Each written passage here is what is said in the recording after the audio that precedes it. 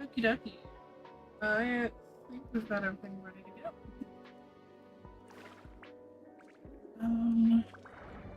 Couldn't figure out what I was doing this time. Follow the birds.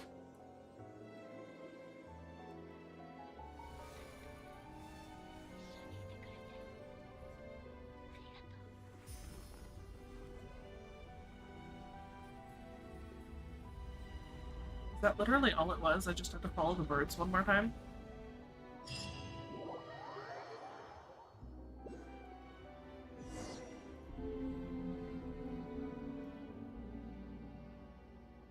Wow. Cool. I just rage quit half a second too early, apparently.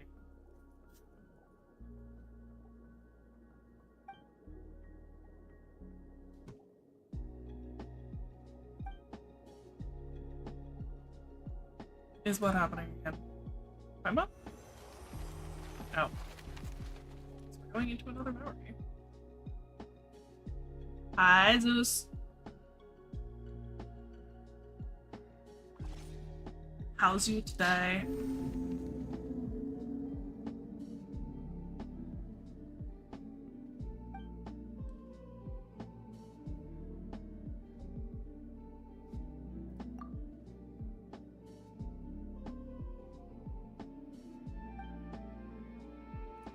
Okay, apparently autoplay just goes way too fast.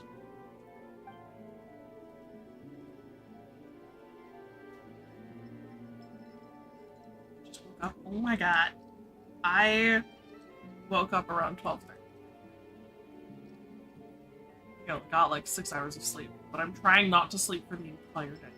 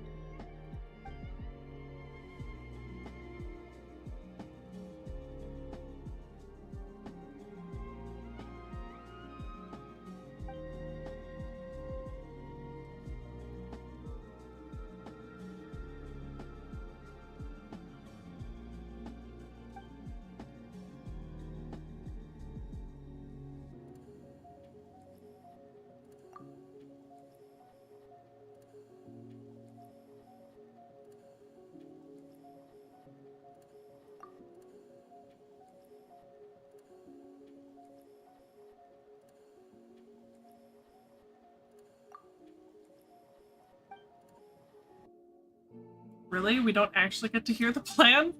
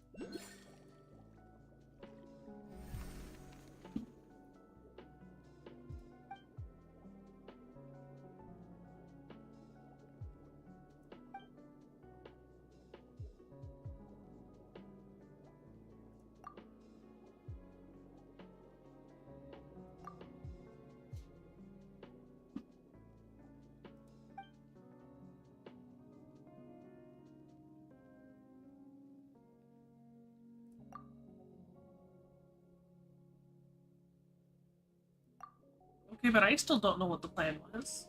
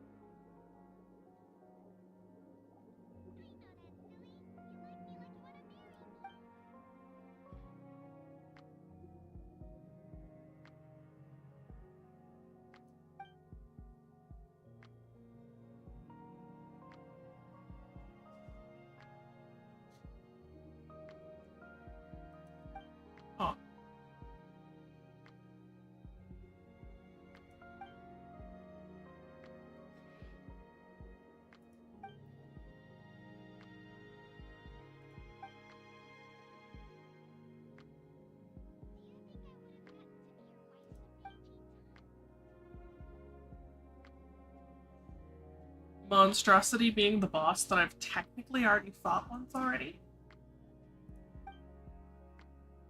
Or is it something else?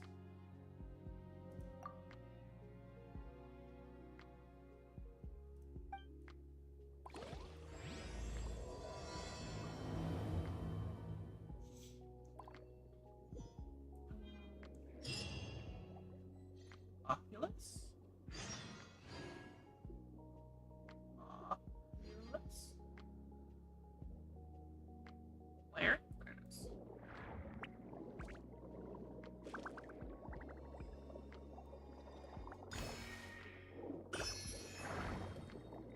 Okay. Well, where am I going?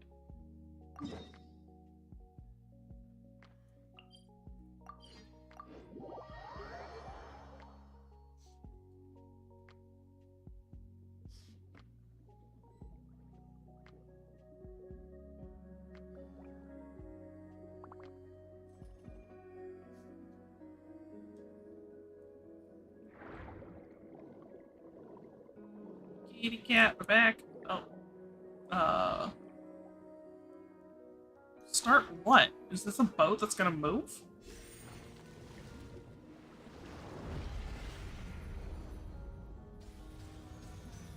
Oh. Cool.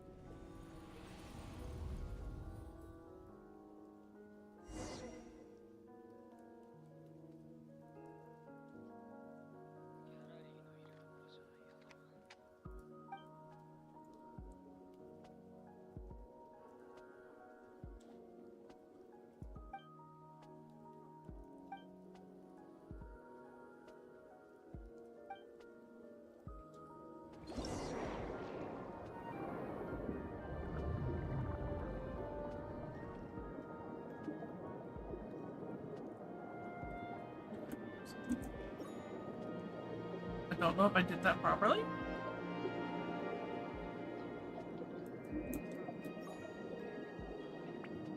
Kind of just spamming the space.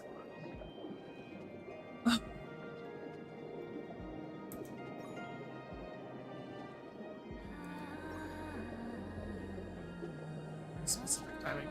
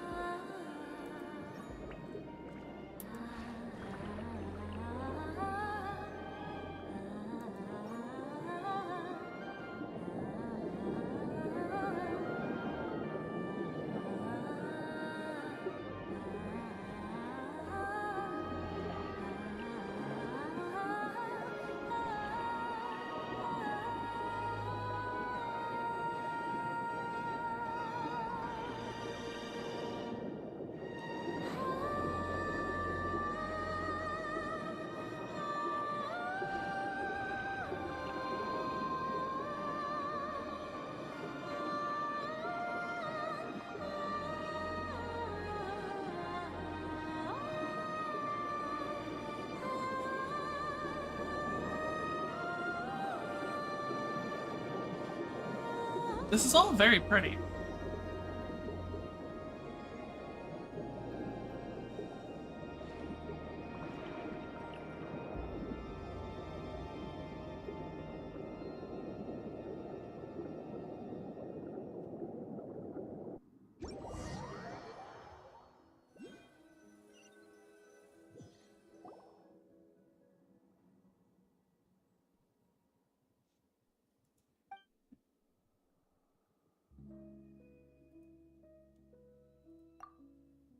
Of course, it's familiar if we've been here so many times.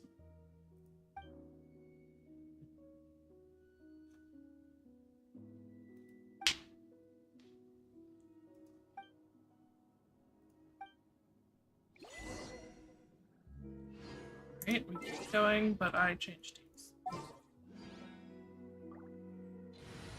Silverwolf, welcome back. Hello, how are you today?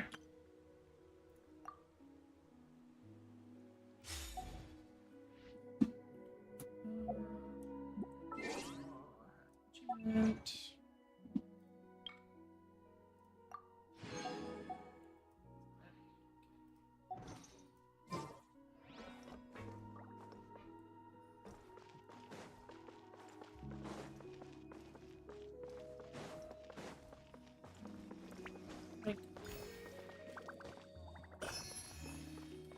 Time to go. Oh, it is going to be that boss again. I think there's technically a specific mechanic for beating this thing, but I'm just gonna do my usual thing.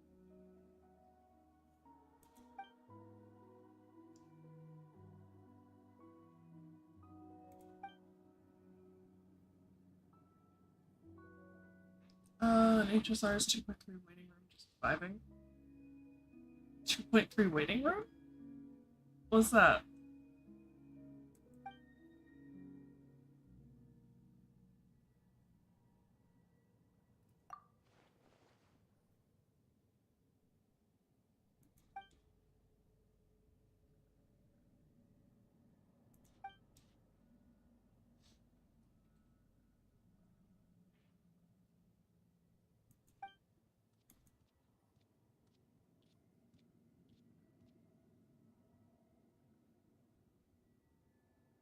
Don't need to summon for anyone next patch.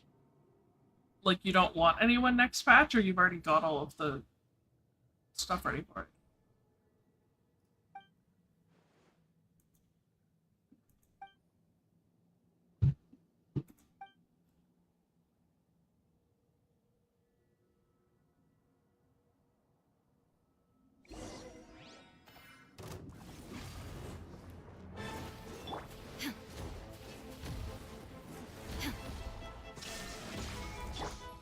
Everyone hold hands.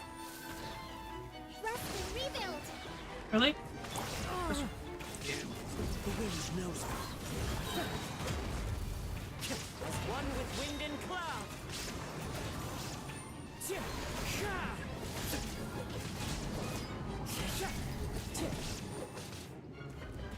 I can't see through my own ult.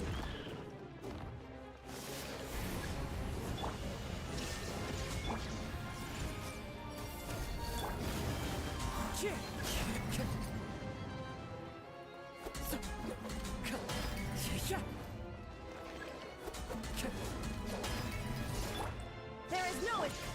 Hey. Oh.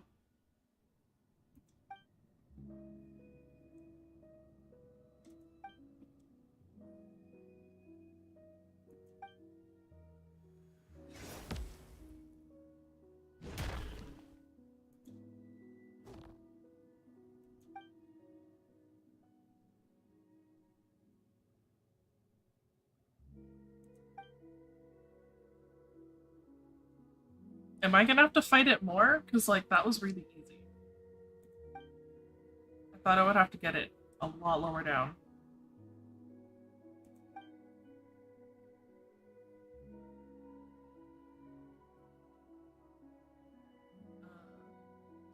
Yeah, I'm not pulling... I don't think I'm pulling for anyone in the first half of the next patch, but I do want Fushuan. So I need to try to save for her.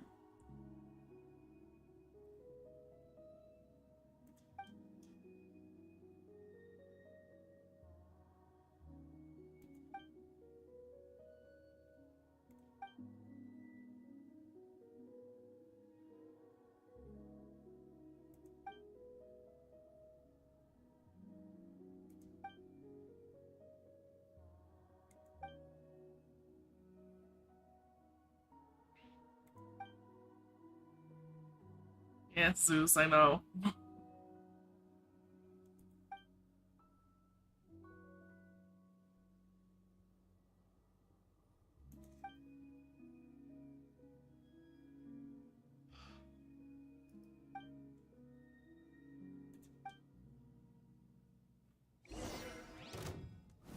Okay, so I do have to keep fighting.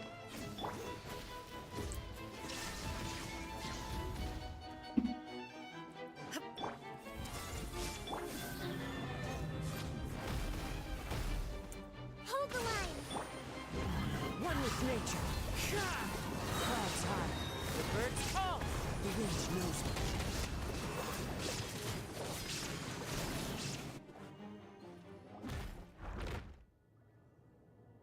Is that it?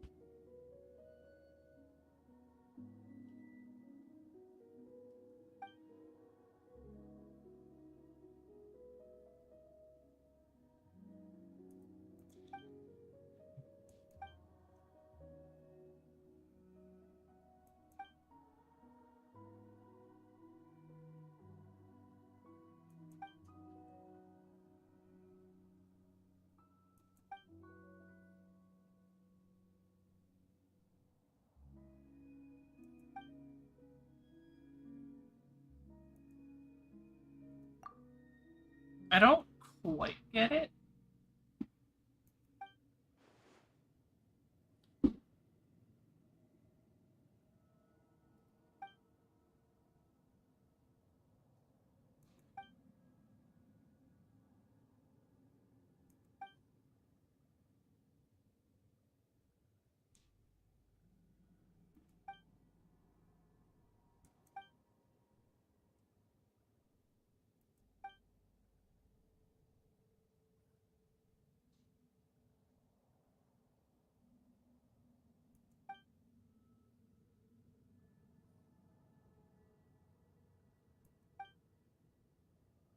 It ate him.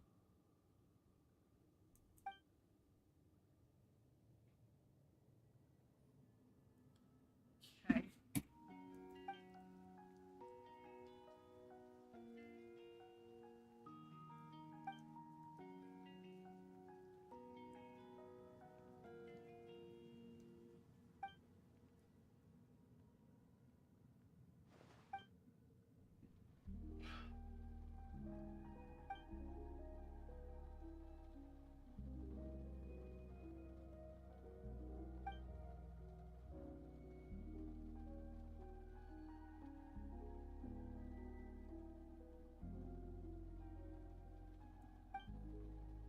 Why can't he just become Fontanian?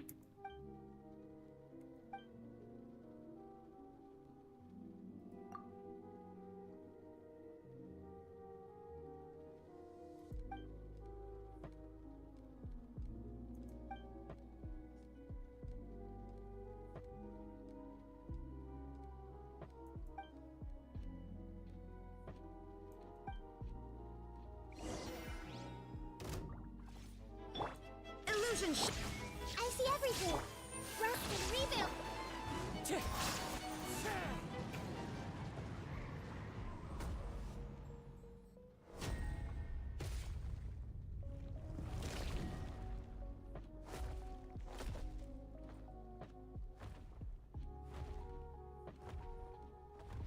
It's a good thing or a bad thing?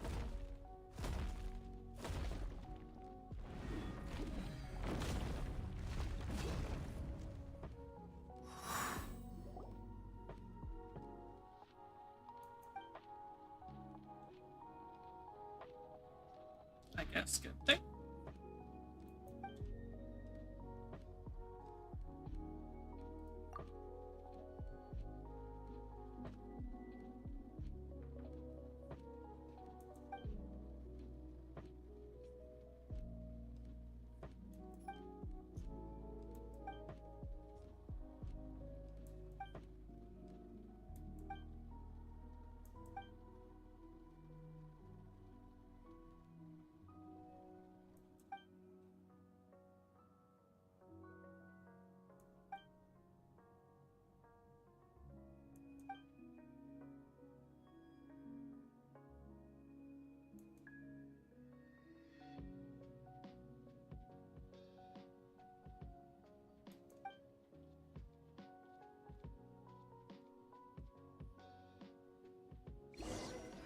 This poor cat probably has no idea where it is now.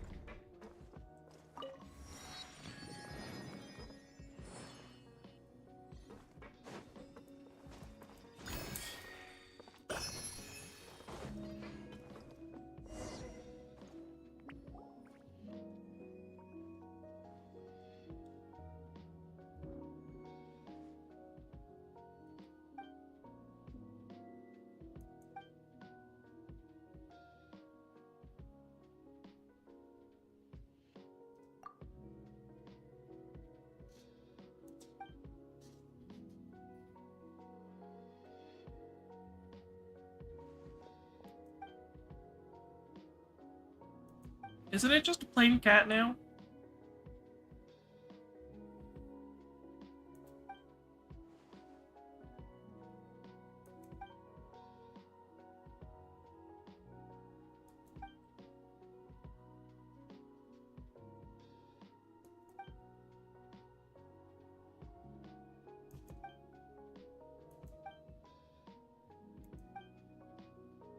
Okie dokie.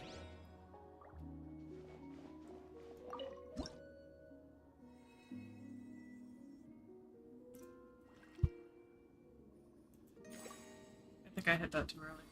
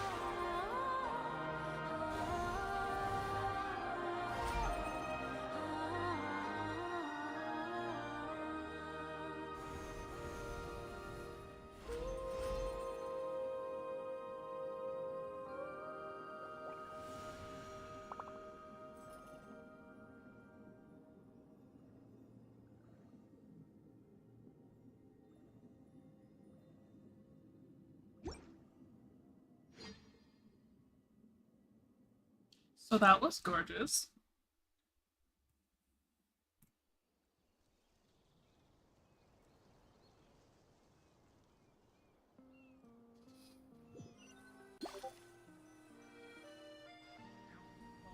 It's gonna be loud after that.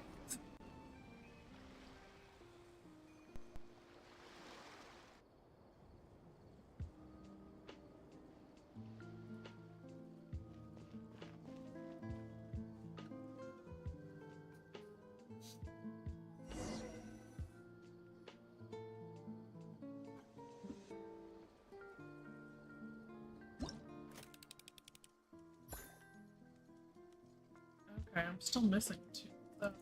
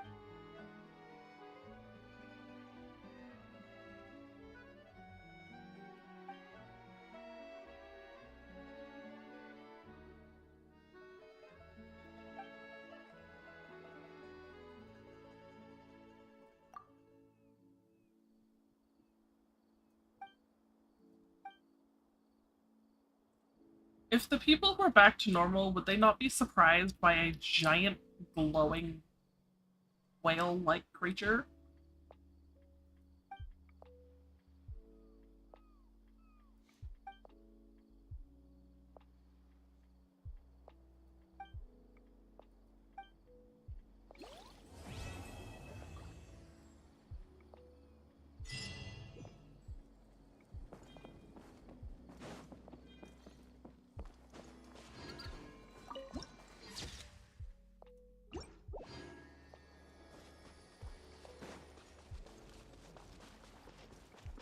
Am I supposed to go back to the dude, or is it done? The quest is just done.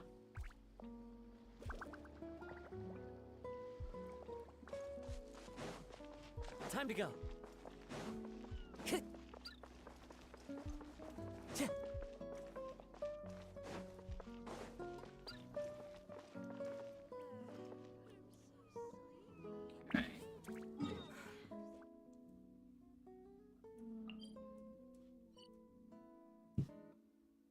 The boss. Where's my map completion?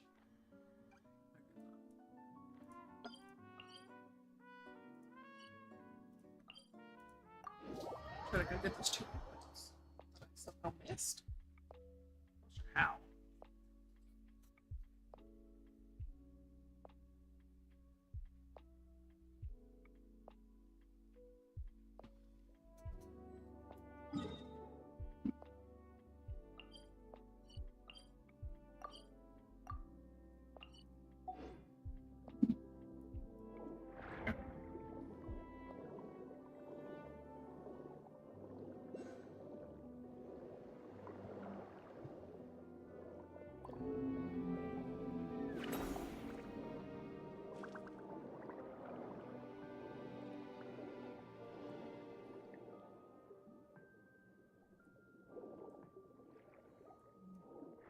Other archers.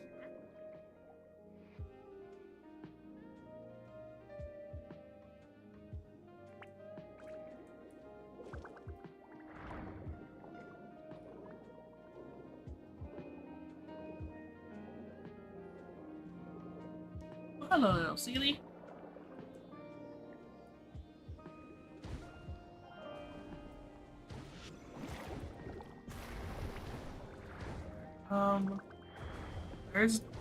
There's no crabs.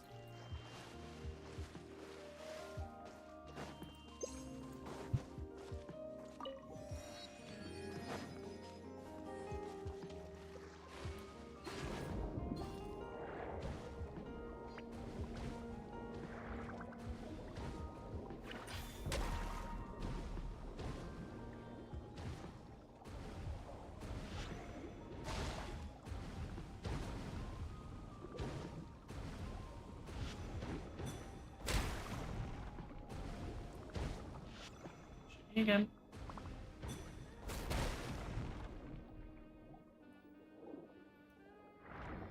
Alright, let's get you back. We're supposed to go.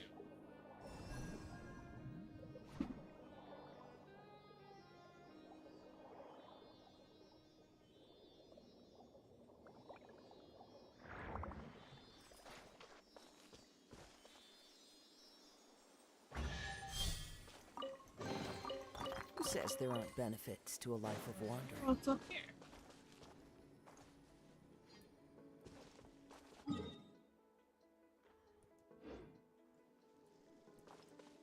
This looks like a place the quest should have taken us to. Time to go.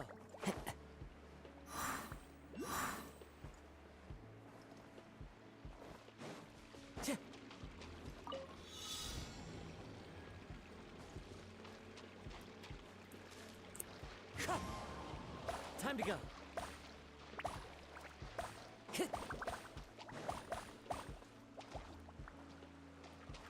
Into the wind.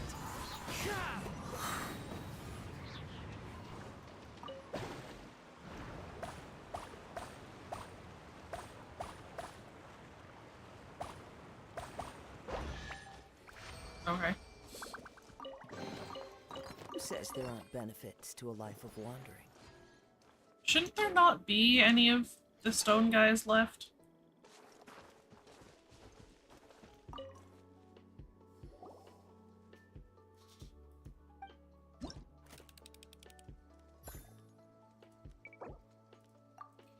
Just one more of those to find somewhere.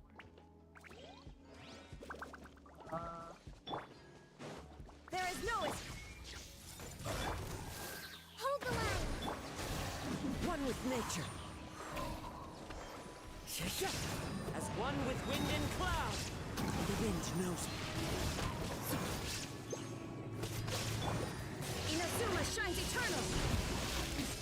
Transcend all constraints.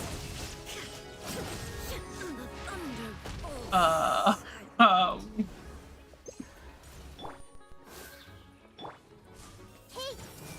Shot! Oh.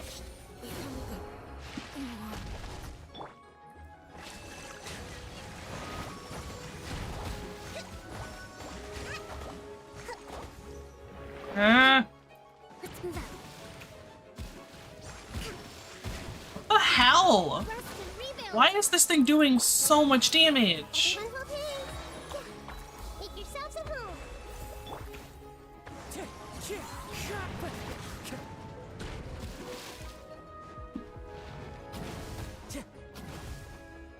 Time to go.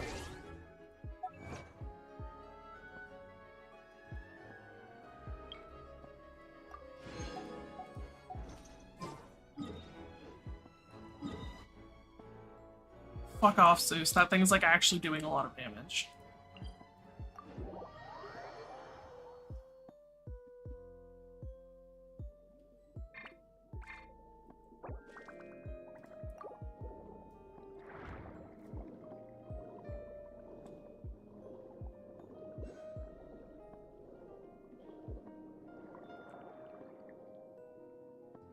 I don't know. I don't know if it's a world quest, but I'm sure there's an achievement for it. It might be like those, Hydro bosses.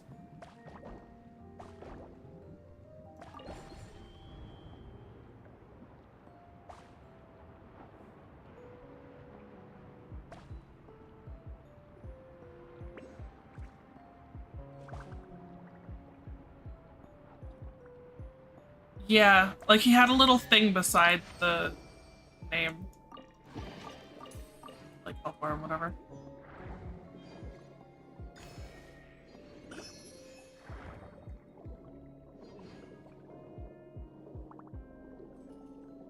Let's go get that last waypoint, wherever the heck it is.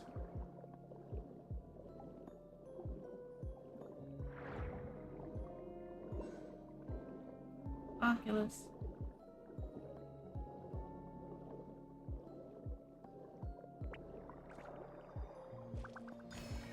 Sure, if you want to. Let me just grab this last, waypoint.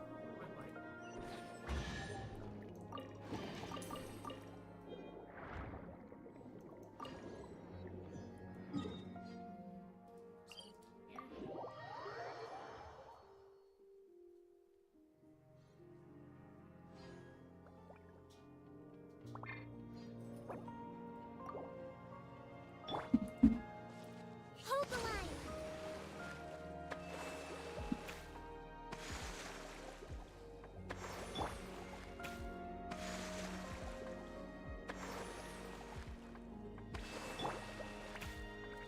Not quite enough to kill everybody, I guess.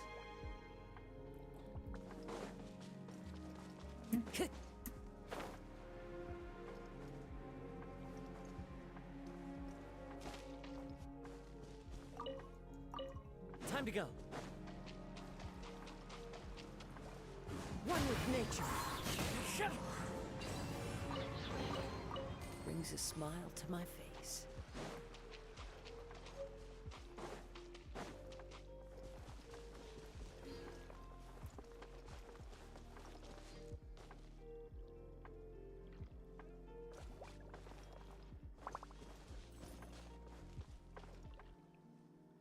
I'm not sure how close I can get before this thing aggroes. I'm just gonna stand back here.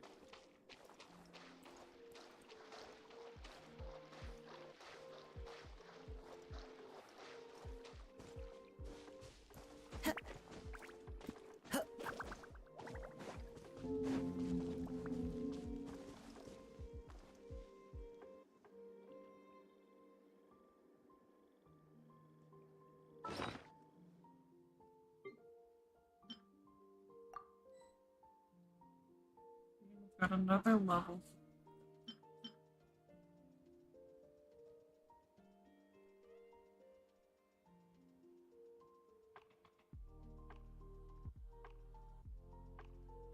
There is supposed to be a... Those are supposed to be on separate lines, not one long link.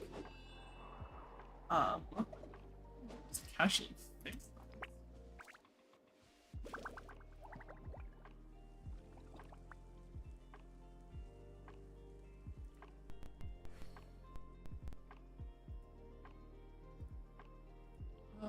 Wherever in this world I roam, I carry memories of my home. This blade. It is the last link I have to the land of my birth.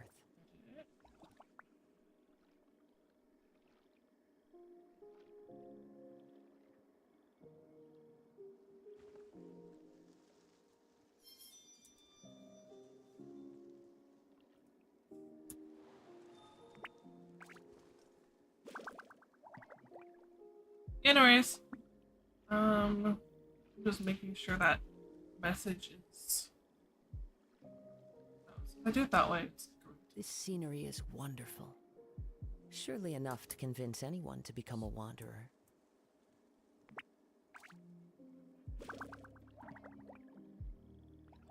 do it that way. We'll at least make them separate links.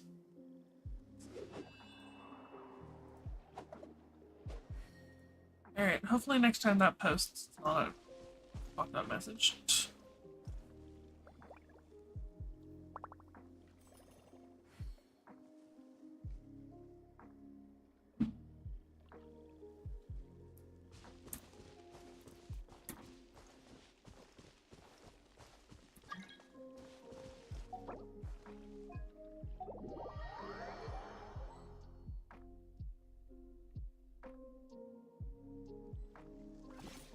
Okay. Who do I bring into this?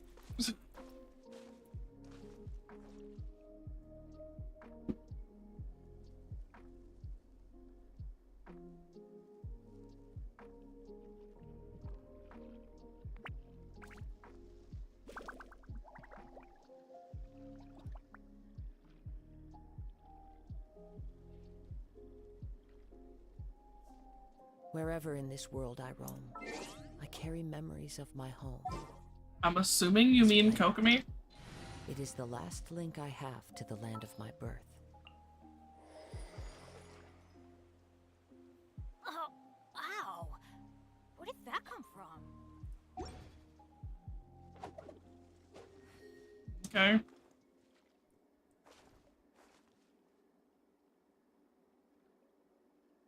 I'll go and write it.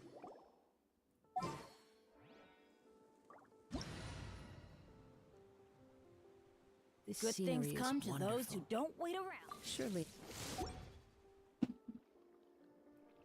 Okay. Move out. There is no escape. Adjust and rebuild. Covenant of the deep. Coming at you.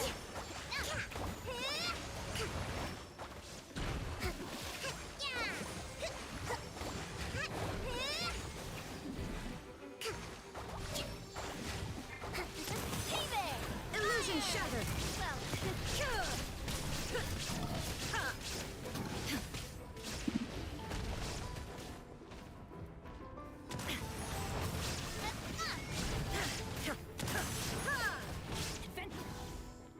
Yeah, being in there is gonna drain.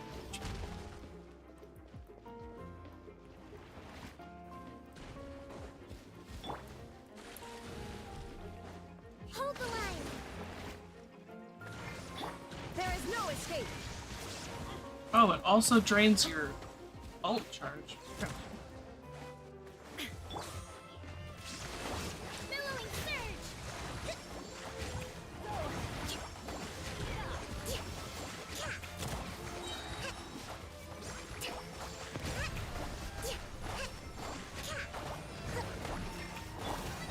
Torn to oblivion. Of course it jumps out of the way. Payback.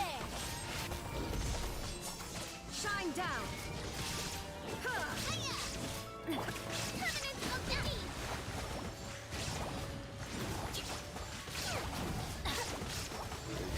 Allow me. Silver send down. Watch out.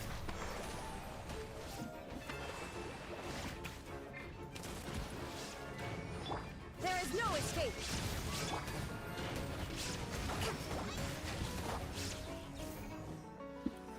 Feeling lucky?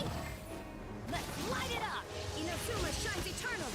I'm used to Raiden being slot 2, so I keep trying to pull her out and it doesn't do anything. Silver send down. The speed of love. Thunder. Really?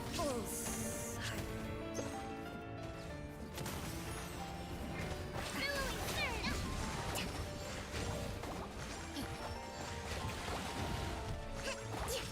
Let's move out.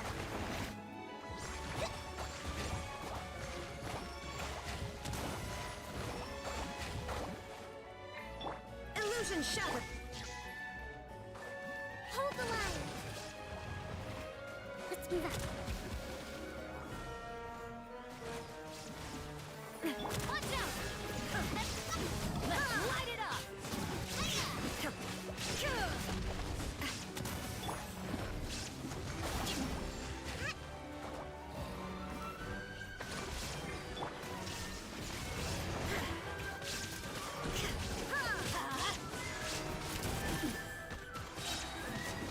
Now you shall perish.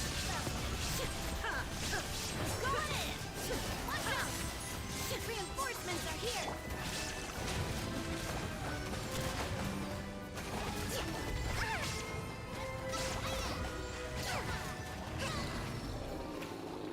Yeah, see, that wasn't just me being bad at the game.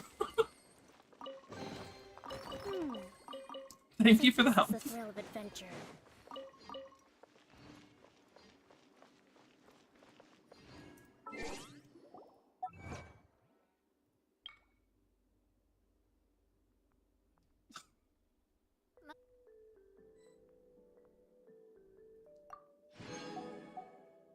I didn't go into it prepared to fight a legend. I assumed it was just a normal mob.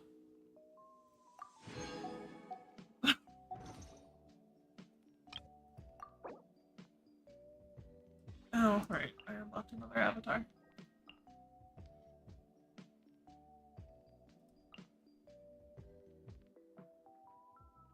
How do I unlock those ones? Yai Publishing House has released numerous works that lay out military strategy in a simple and pragmatic way.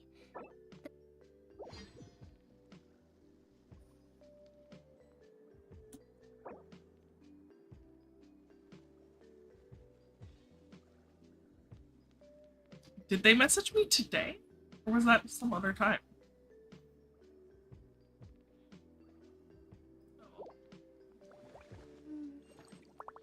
Okay, now where is that?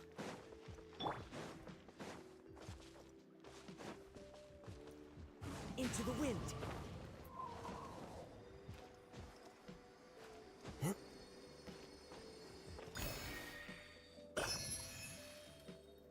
there anything else in here?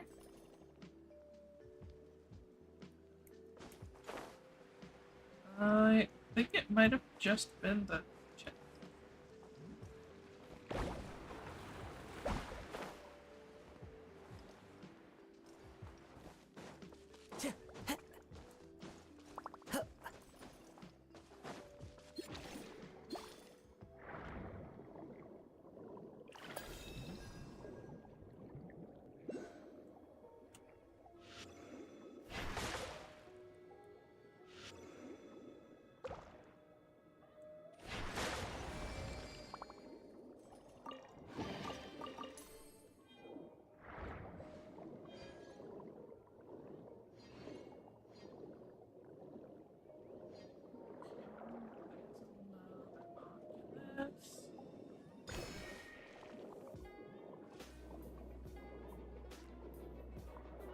Wanna fight?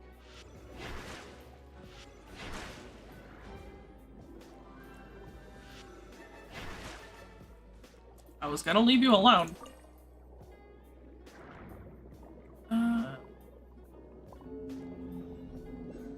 What kind of challenges?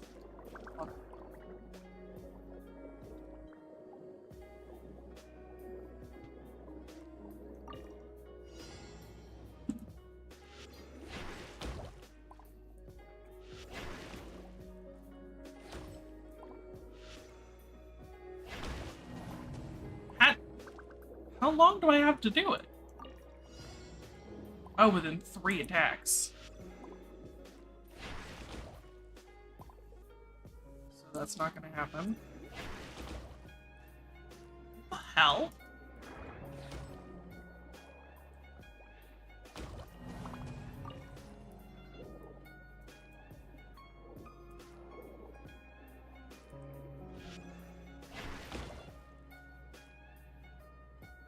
How am I supposed to get all of these?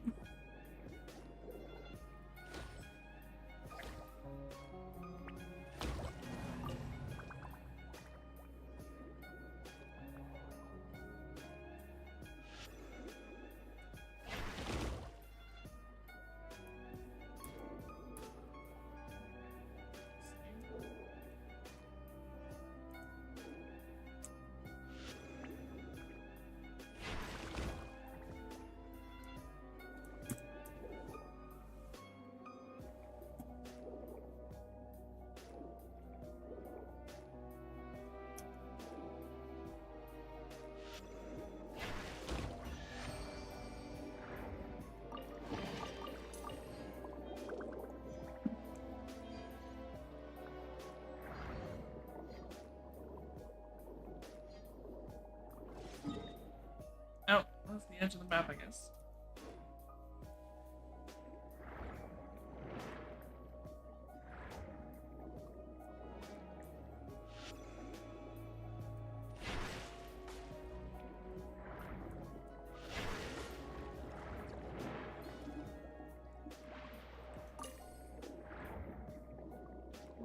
Like another challenge.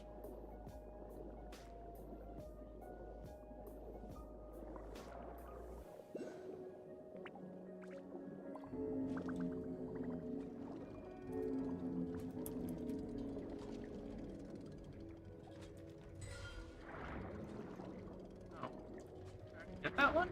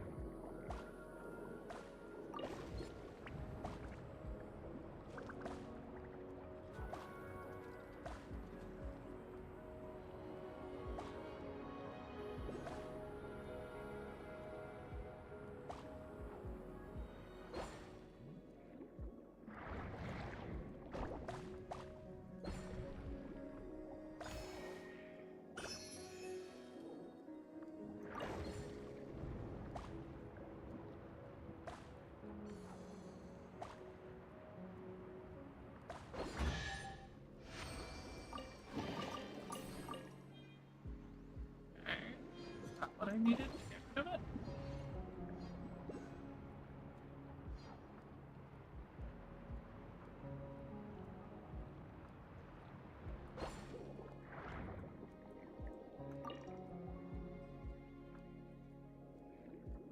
Where are we going?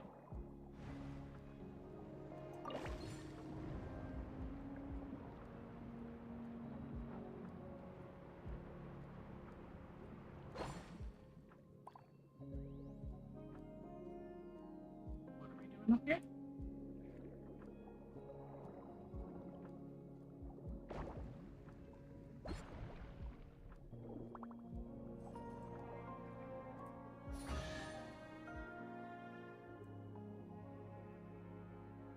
There we go.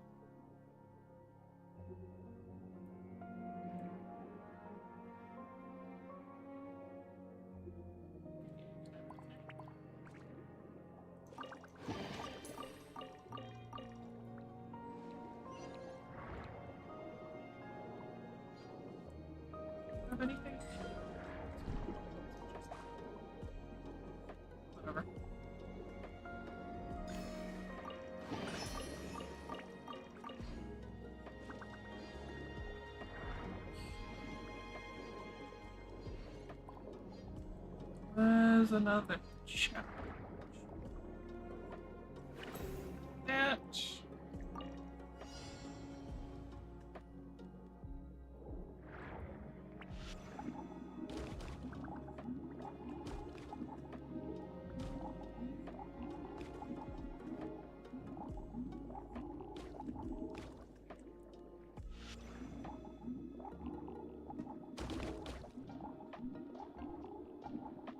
These ones are moving very quickly.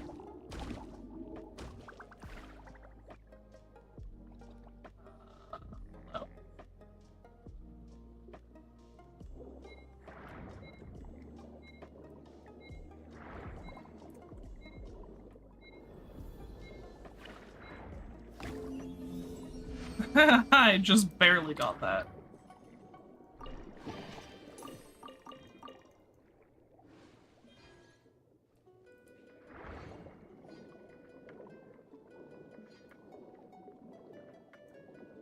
Anything else nearby?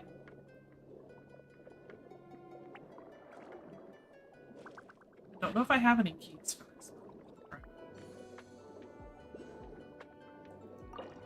Oh.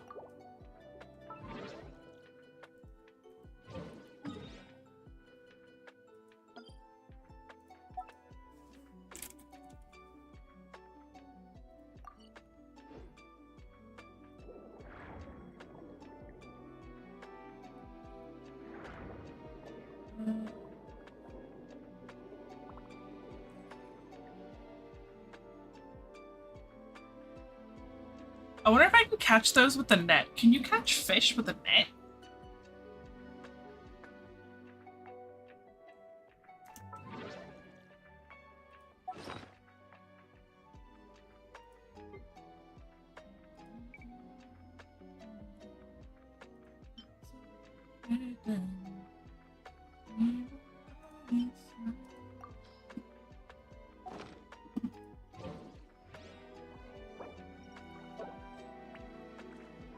Fishies?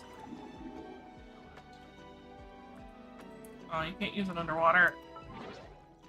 Sad. All those pretty fishies.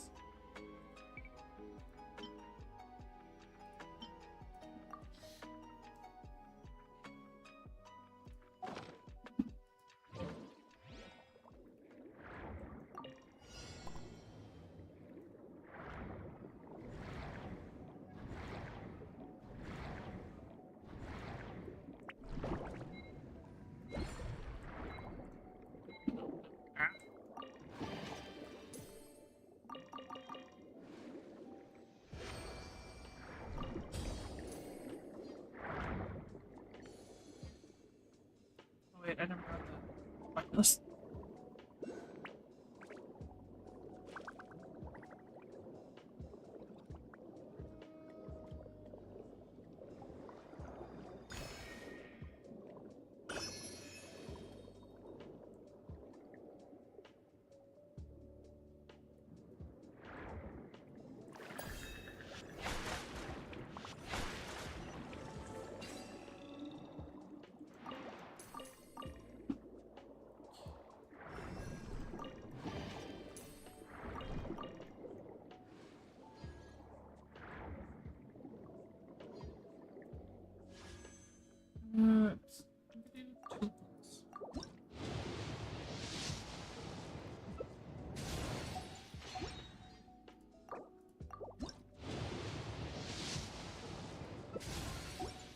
What pity am I at now?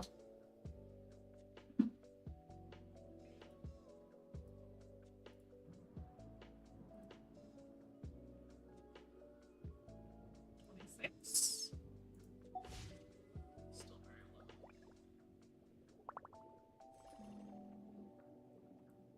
Anywhere chests and puzzles? Map.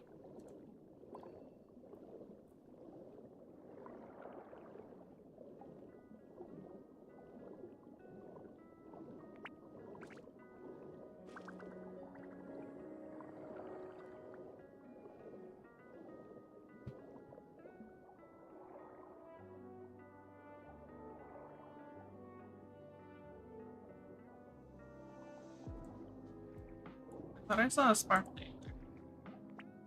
It's sparkly.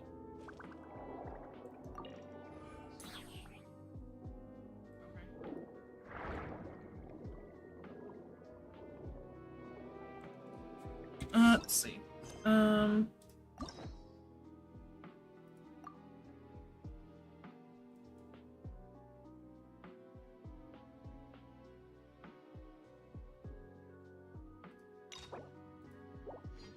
Why does that one have an exclamation?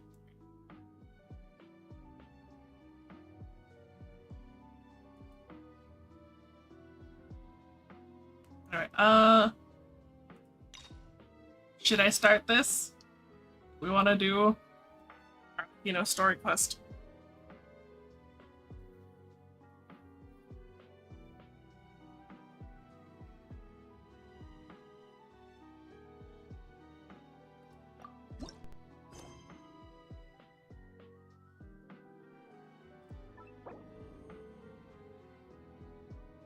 I don't think I need that because I have no other quests. Huh. It's been a while since we visited Poisson. Maybe we should head over and have a look around.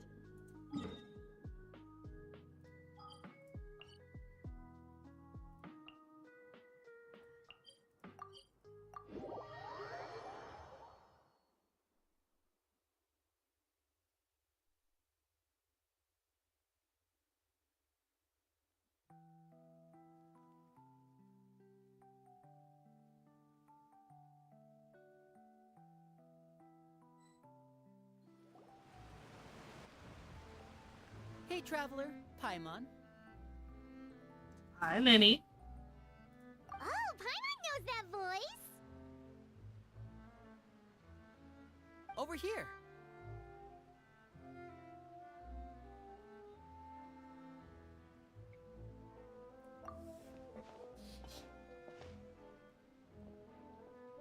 To borrow one of the more popular turns of phrase at the moment, this appears to be quite the fated reunion. Running into you two out of the blue like this has really made my day. I certainly wasn't expecting it. Why are you can say here? that again. What brings you to Poisson? Wait, Paimon's got it. You must be here for one of your magic shows, right? Why would they do a magic show actually, we fell here? into a bit of trouble on the home front, so Father arranged for us to stay in Poisson for the time being. Oh, are Lynette and Fremine here too? Yep, along with most of the other members of the House of the Hearth. You may have noticed Poisson seems a bit more crowded than usual. I hadn't noticed. So you're saying nearly Literally the just got entire here. organization has moved to Poisson? Sounds like you've run into way more than just a bit of trouble. What's really going on? Well... Since the two of you are so curious, perhaps I can fill in the gaps. You scared Paimon half to death. So she came out of nowhere. Father, you're here. You know, on second thought, maybe we don't need to know. It's all probably super confidential House of the Hearth stuff, right? We totally weren't trying to pry or anything. No need to be nervous. I could sense your genuine concern from your conversation just now. Of course, I can also understand your confusion. Sending so many Fatui here to Poisson, it's only natural that some might suspect an ulterior motive to be involved. I understand. I'm well aware you've had your fair share of confrontations with the Fatui in the past, and I can't exactly guarantee that we'll remain on good terms in the future. As for right now, however, I would say we have little reason to be at odds, wouldn't you agree? I don't The know House of what the kind of Hearth problem could caused stand you to be guys to be more here.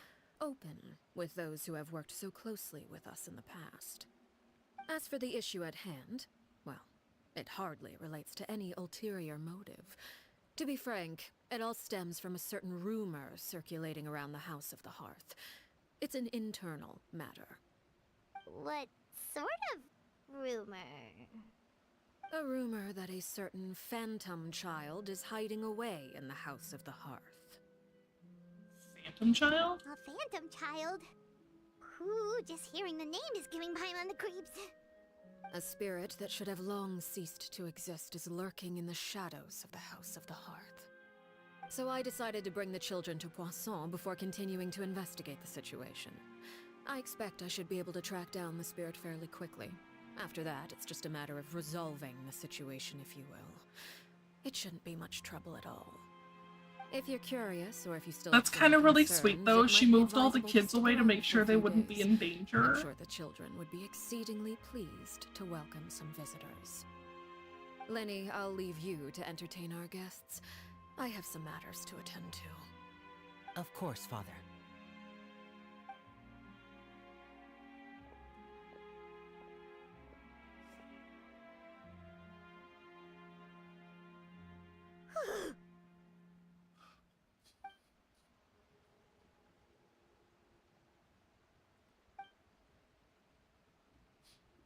I can't really imagine the traveler getting It has long been a dream of mine to invite you to our home having that and kind of introduce you reaction, to my other siblings. You're quite well known in the organization already. A lot of people have been talking about you, especially after everything with the prophecy. If you're willing, why don't you stay a while and have a little chat with us? Alright. We don't have anything else to do right now anyway. But let's be clear, we're just gonna be there as guests, okay? Don't get any funny... Oh, wait a second. For your guests, that probably means we'll be treated to lots of yummy food, right? Of course course. that's where she goes to. During our stay in Poisson, we've been helping out the locals with some fishing. We bring in quite the bounty every day. In fact, today is the perfect chance for me to show you what I can do in the kitchen. Let's go. I'll take you to where we're staying.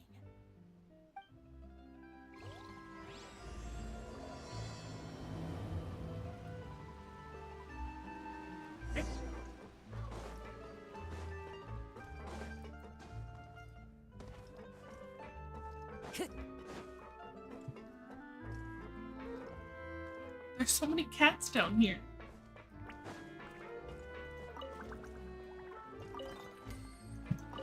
Okay, but where are they staying? Down there?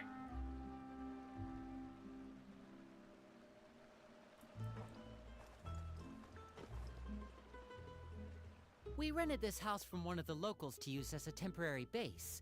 I'll come back later and tidy up a bit. After that, it should be all ready for you to stay in tonight. Awesome, thanks! So, where are we off to now? Well, when I happened to run into you two earlier, I was actually in the middle of distributing some supplies. With this many people staying in Poisson, we have to bring in outside supplies every now and then. I should probably How are make there sure even the rest enough of these homes for provisions all get of them in delivered. Poisson? Otherwise, people might start to get antsy. Okay, we'll come with.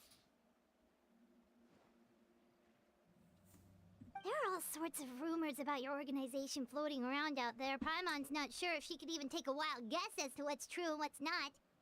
But now that we finally have the chance to see a day in the life of the house, we can take a good look at how you operate. Well, you're more than welcome to come along. Just follow me. Is this really going to give us a look at how they operate, though? They're basically, like, on vacation.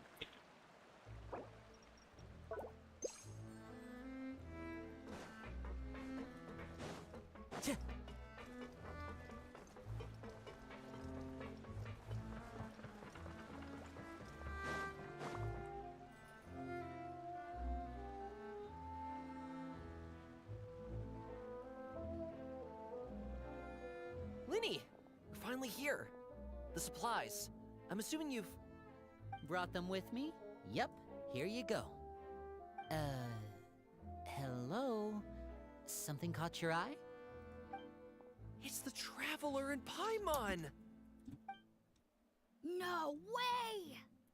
Come here, everyone! Hurry! The Traveler and Paimon are here!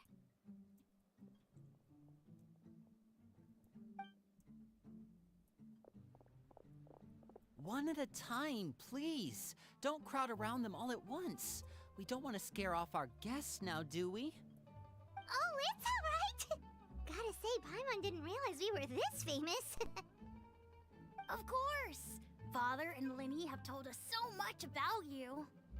Father told us about how you helped Linny. According to her, You're a trustworthy friend. And as far as she's concerned, that's pretty much the highest compliment we've ever heard her give. As you can imagine, everyone's been very curious about you. I heard the Traveler is so strong that she can move a mountain with her bare hands. I heard Paimon eats so much that she can clean out the entire pantry at Hotel de Boer in just 3 days. Wait a second! That's the rumor you heard about Paimon? Love it. Not cool at all!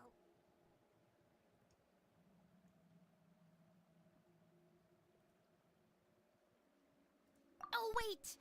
When guests visit, you're supposed to give them gifts and stuff, right? Oh, we don't need something like that. Besides, we don't have anything to give to you! Come on, we insist! I can give you some of my new potions. Just pick your poison.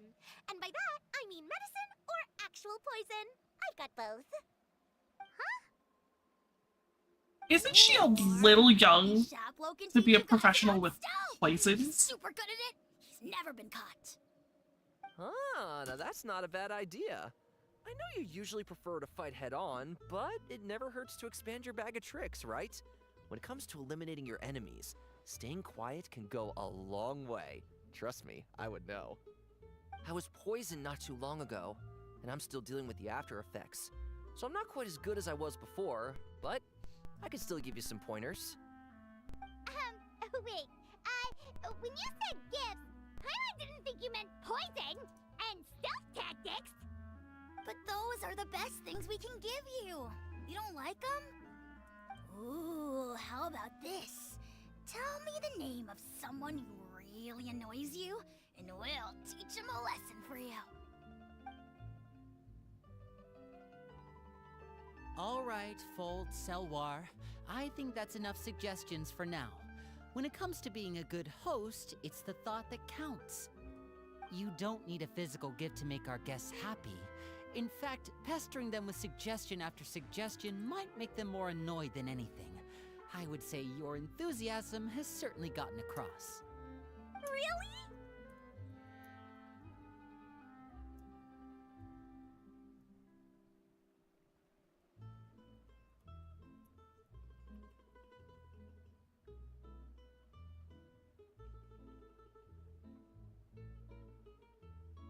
Awesome! It's been so long since we've had guests to play with. If there's anything you need, just let us know. Yeah, especially if it's poison or something. I've got all sorts of potions for that. Why is she so enthusiastic about the we'll talk to poison? you all later. We've still got supplies to distribute. All right, see you later.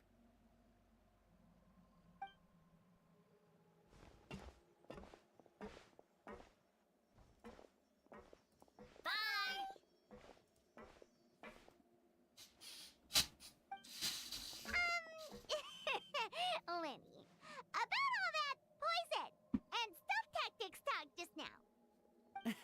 Scared you, did it? That kind of talk comes with being part of the House of the Hearth.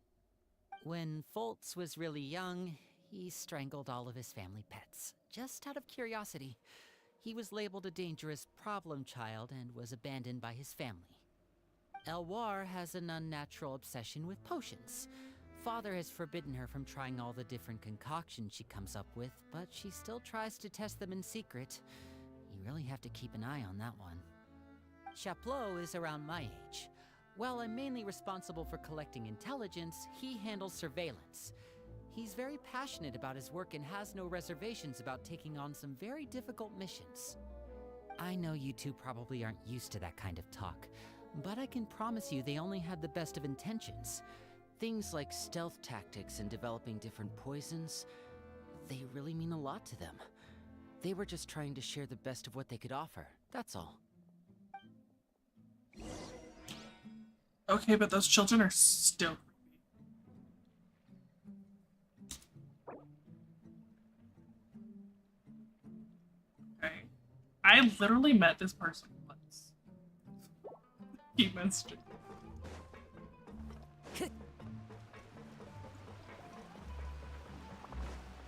Time to go.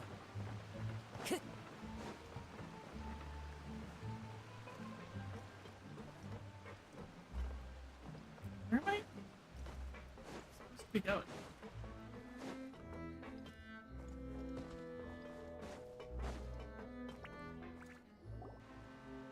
Filio, supplies are here. Thanks. And who are these two? Outsiders?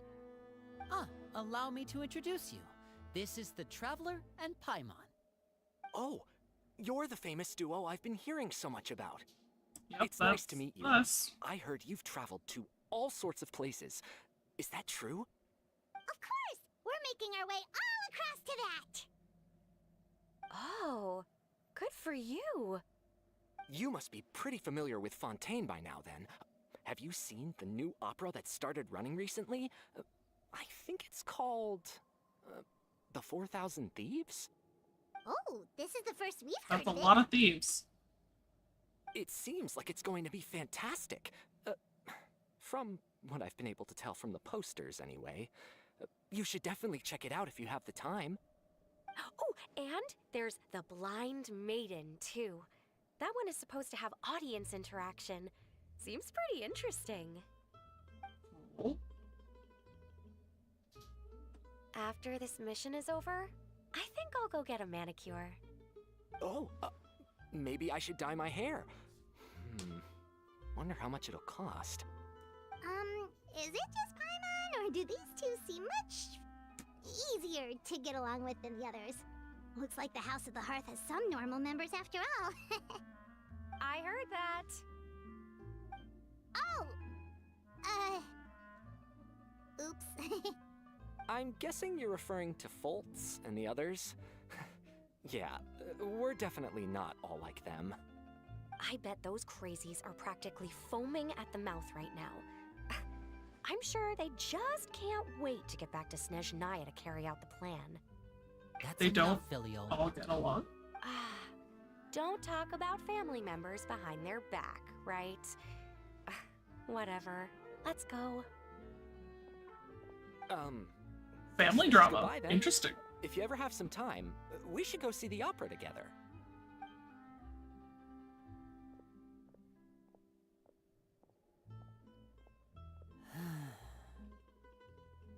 Well, that's it for the supplies. We should probably head back as well.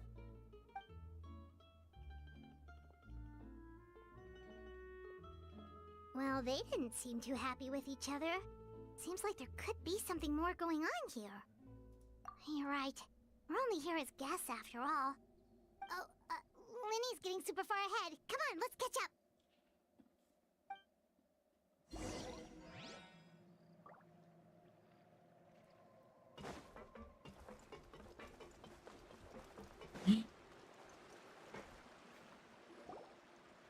That may have done a lot of What damage. do you think of the members you've met so far? Well, Father is always encouraging us to be strong-willed and independent. So if there's one thing we've got, it's people who aren't afraid to speak their mind. Well, I should probably get cooking. Wanna join? Of course! Then let's head out and... Huh? Fremine, what are you doing here? Well, Fremine, nice to see you again! Oh, you too. We were just going to make some food. Why don't you come along?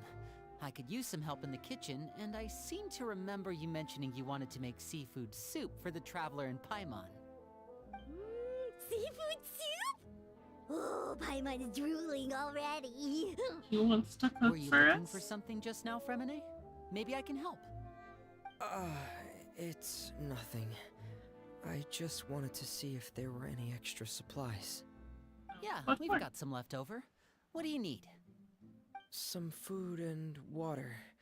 And some clean cloth, if possible. No problem. Give me a second here. Food, water... Wait a minute.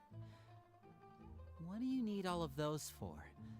You're not on any missions as far as I'm aware, and you were just going to come eat with us.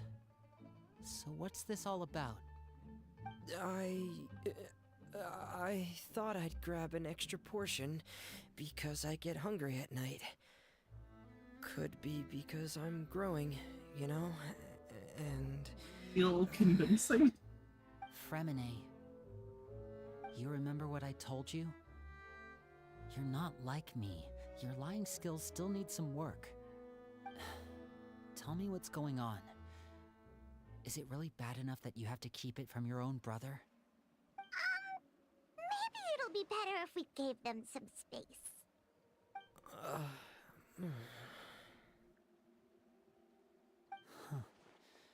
This is the first time I've seen that kind of look on your face. Whatever happened, does it have something to do with Father? Yes. Just follow me. Does Fremine know who this phantom child is?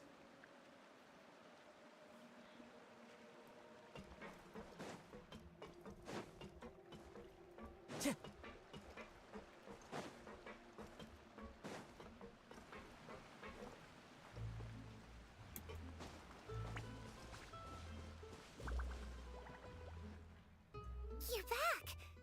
Oh, and you've brought some friends with you this time. Hello, my name's Linny. I grew up in the House of the Hearth. And you are? Hi, Linny. I'm also a child of the House of the Heart, just like you. You can call me Clairvy. She's so cute. It's nice to meet you.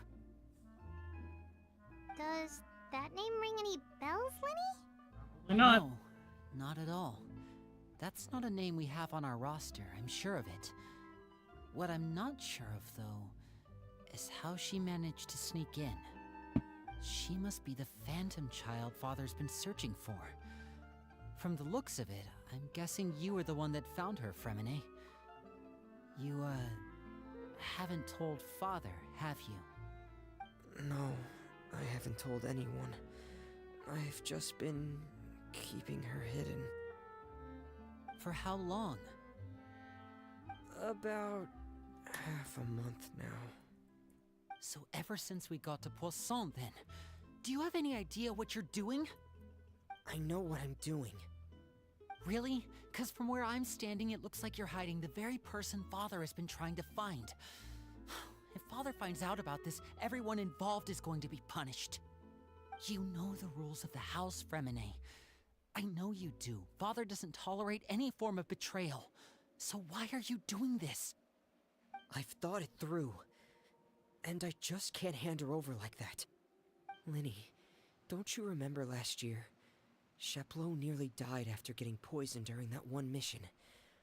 He wasn't able to get back before the poison started taking effect, and not a single person was there to help him. That night, while I was sleeping, I heard a voice telling me to go save him. I opened my eyes, but I couldn't find the source of the voice. I thought maybe I was just hearing things, but I went to look for him anyway. Luckily, I got there with enough time to save his life. That feeling of being haunted, of hearing voices, it's happened many times in the House of the Hearth. I'm sure you've noticed. So what you're saying is, that was her? She was the one who spoke to you that night? Unless there are other spirits roaming around the House of the Hearth, I don't think there's any other possibility. If Clairvy were our enemy, it wouldn't matter whether she was a spirit or an actual child. I would have acted without a second thought, because that's what Father ordered us to do. But she's been living with us, helping us from the shadows all this time. I think that makes her family. I couldn't just hand her over to be dealt with. Not when there's so much we still don't know. He's such a So sweetheart. what's your plan then? You can't keep her here forever. Someone is bound to find out eventually. I haven't thought that far yet. I don't want to disobey an order from Father, but I also don't want to put Clairvy in danger. Come with me. There are a couple things I'd like to say to you in private. Wouldn't Arlecchino take her in if she knew about her? As they said, she's been helping the house in secret. Those two sure care a lot about each other. Well, they got a funny way of showing it. From where Paimon was floating, it sure seemed like they were about to bite each other's heads off. It No way. really I have didn't, a really deep Paimon. bond. I could tell right away, because I also have a friend like that. I just don't know how long that kind of bond can last. The darkness in the house runs deeper than you can imagine. No one can get out alive. I'm sorry, Lenny. Well, I that's really not didn't mean eerie to or drag anyone terrifying. else into this. Oh, really? You didn't mean to? 'Cause I, for one, wish you did. Huh? What do you mean? You know, when we were younger, you didn't call me Linny. You called me brother, just like Lynette. We grew up together, the three of us. We were all orphans, all rescued by father.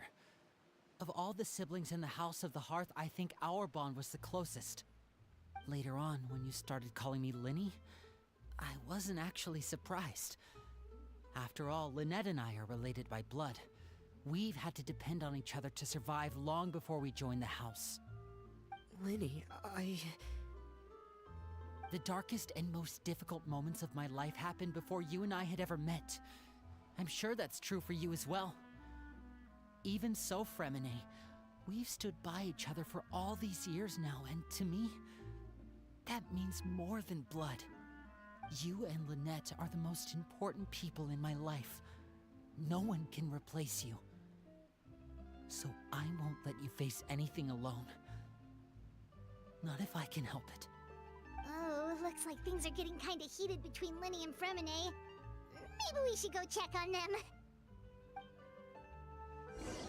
Is Paimon seeing the same thing we are? I should put my clothes away.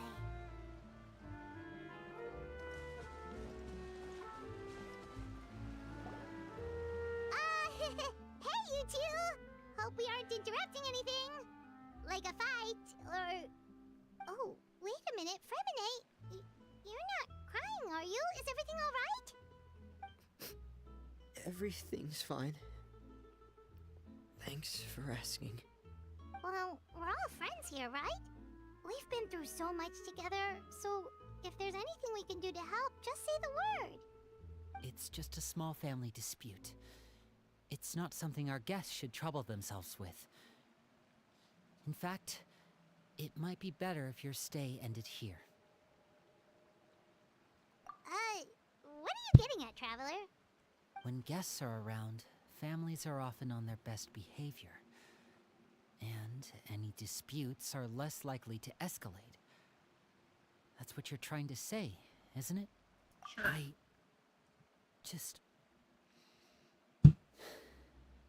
Thank you.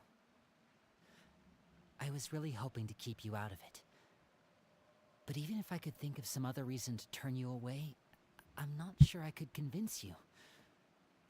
I know things could turn dangerous, so I promise you this. From now on, I'll protect you like my life depends on it. Me too. Shouldn't be necessary, but thanks. Well, back to the matter at hand then. If we don't plan on handing Clairvy over to Father, then our only other option is to solve the mystery of her identity before Father is able to track her down. That means finding out where she came from and what she's doing here. Why don't we just can ask send her? her on her merry way and pretend like none of this ever happened. I've tried that already.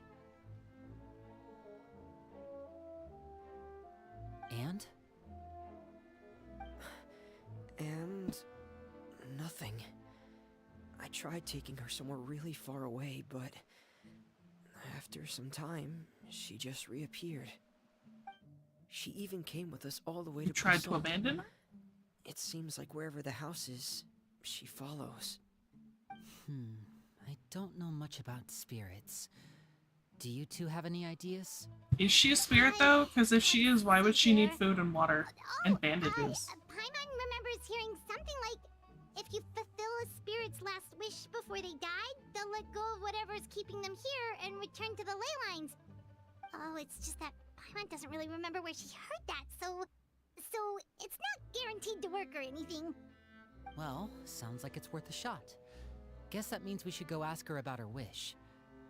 But first, Fremine, I need you to promise me something. What is it? I need you to promise me that this will stay between the two of us. We're the masterminds behind this whole thing. No one else gets involved. Can you do that for me? Of course. I promise. Pretty sure that would have been his plan the Then whole let's time. seal the promise just like when we were kids. Fist bump on 3. Ready? 1, 2, 3. You have to count down for a fist I bump? swear.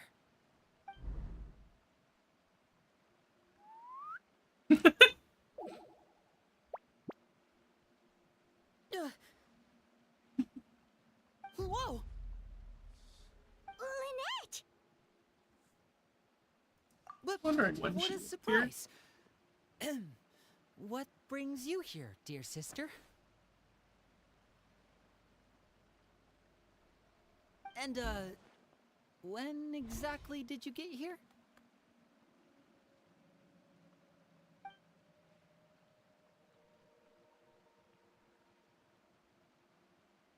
You're an idiot, brother.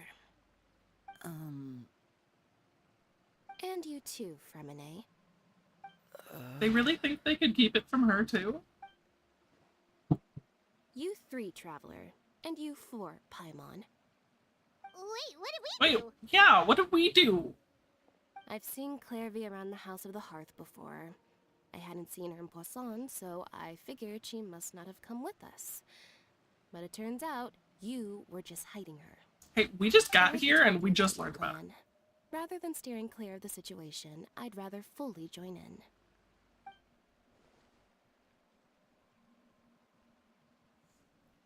If you don't agree, I'll have no choice but to report everything back to Father. Simple as that. Here you go. you're not Force giving us them to much let you wiggle join. room here, Lynette. Well, I guess we're all in this together then. After we talk to Clairvy, we'll figure out our next move. There's no time to lose. Let's go.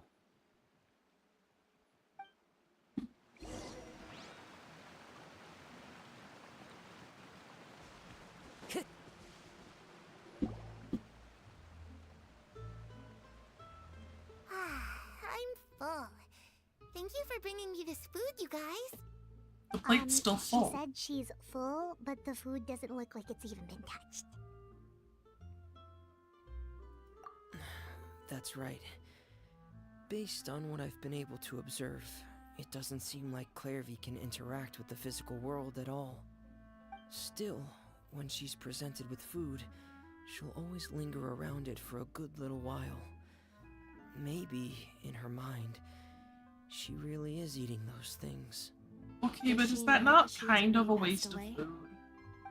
I've tried to ask her, but she didn't answer.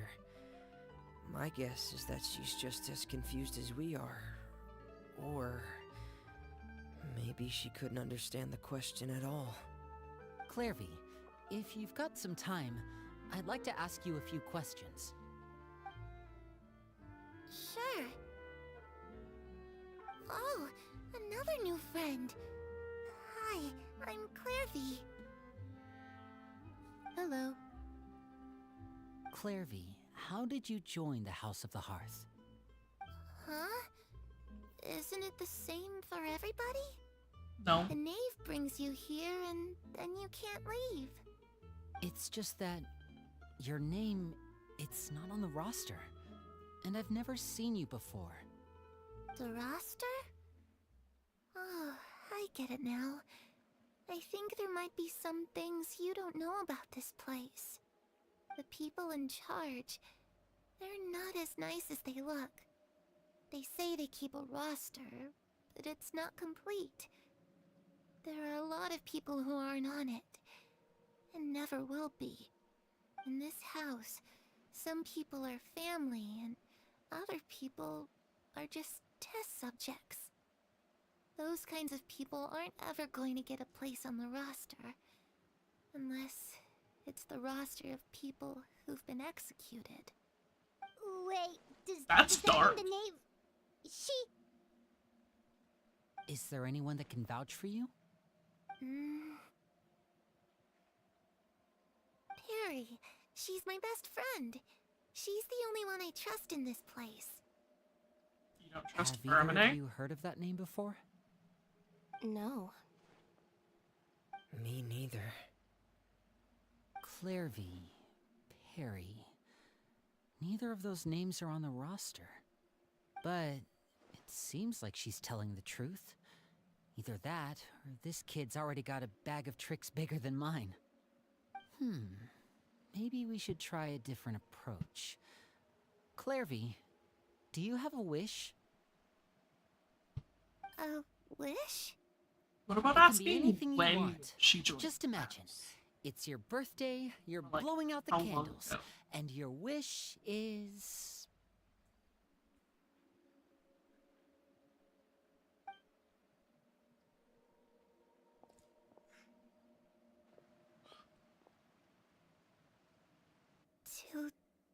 To go outside, where the sun can find me.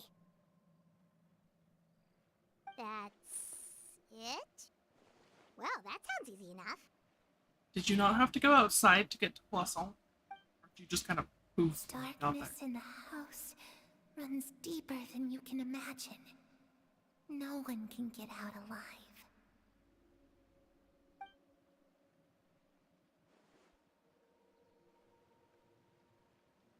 Okay, time to divide and conquer. Listen up. I've got a plan. Okay. I'll try and find a way to use basic illusory magic to take Clairvy outside and bring her somewhere with sunlight. Lynette, try and find the list of executions that Clairvy was talking about, and see if her name is on it. Fremine, you stay in Poisson. We can't be the only ones who've had run-ins with Clairvy. I need you to collect intel on everything she's said and done. Understood. I'll try my best. What about me? us? What should we do? I really appreciate your willingness to help, but this is a family matter. I don't want to drag you in too deep. It's too risky. Nah, I'm already invested. Give me a I job. think. Since Father considers you to be guests, maybe you could stick by her side for a little while. You don't need to do anything except keep up some nice, casual conversation. Didn't she leave? Ah, Paimon gets it. You want us to distract her. I'll give you a magic bird. If Father suspects something, all you need to do is release it when she's not looking, and It's so it'll cute. alert me that something's wrong. Of course, that's only as a last resort. If Father doesn't seem to notice us, there's no need to make contact. We'll reconvene here tonight after all's said and done. If the worst-case scenario happens and we're discovered, just tell Father everything. We're not going to let our guests get punished for our own actions. That's where we draw the line. You too. Okay, this is where we part. Father should be at the beach nearby.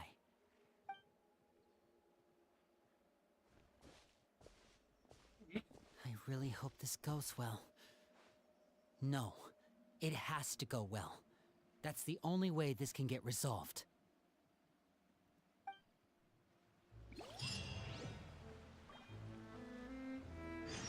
How do I get to the beach?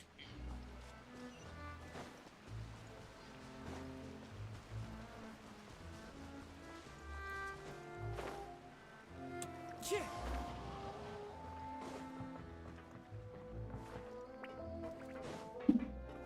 Time to go.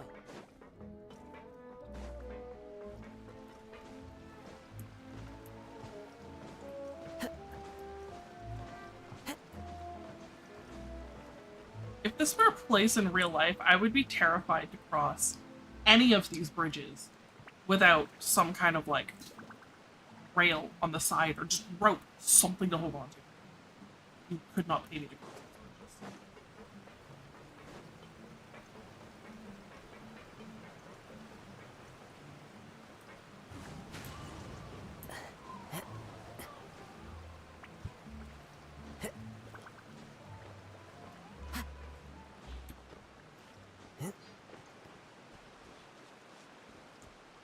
One with nature.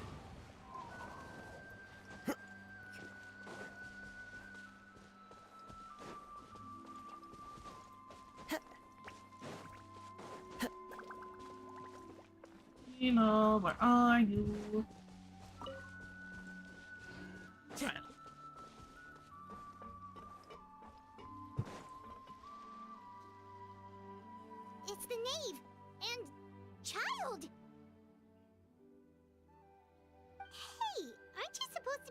Snezhnaya recuperating? What are you still doing in Fontaine? Oh, it's you two. I didn't expect to run into you here. I was unconscious for quite a while after the fight in the Primordial Sea. After I woke up, I realized I was being taken back to Snezhnaya, and well, I couldn't have that now, could I? Not when I've still got unfinished business here in Fontaine.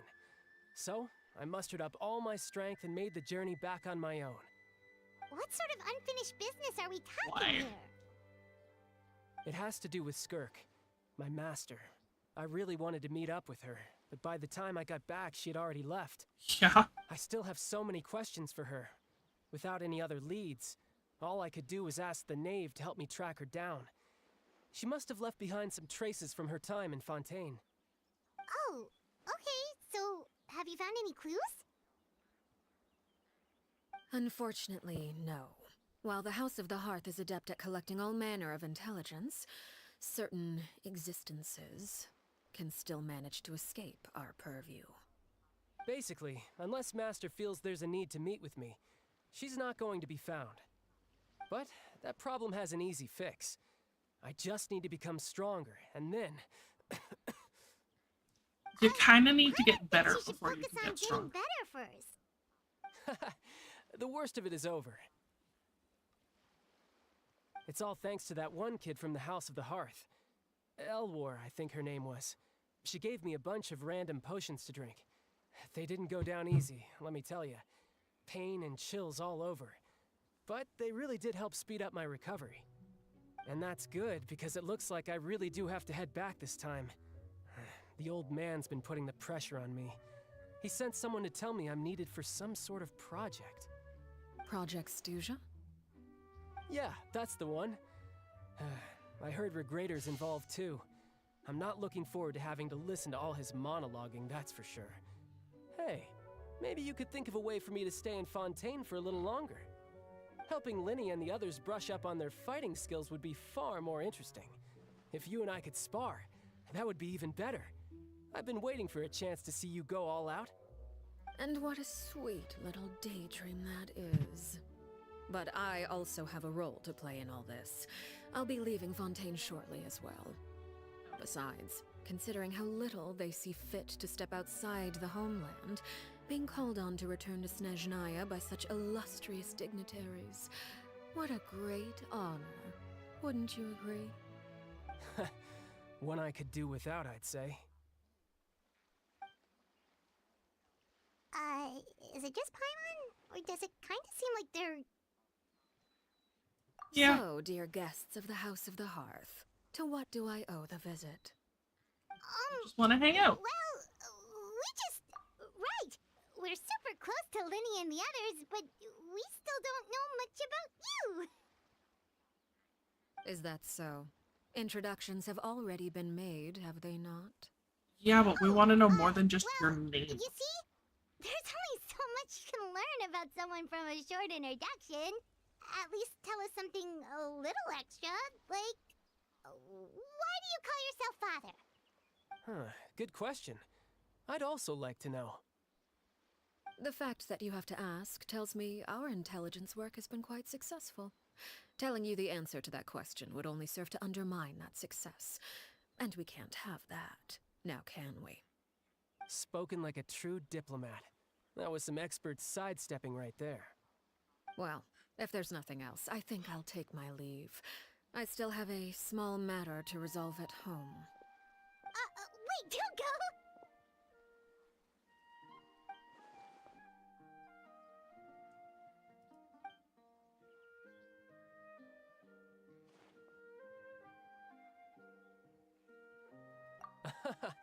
I'd also like to hear the answer to this. Child, I've met some this of the members literally of the has nothing to do organization, with you. And they all seemed like really good kids. They actually reminded me of Tonya and Tusser. Which, by the way, if you ever betray them, I'm just letting you know, I won't let you off easy. And why would I betray them? Well, you've already betrayed the House of the Hearth once, haven't you?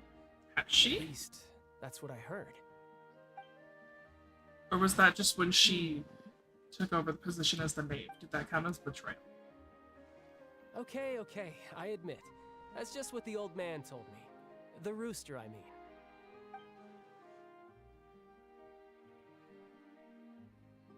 Oh, wait.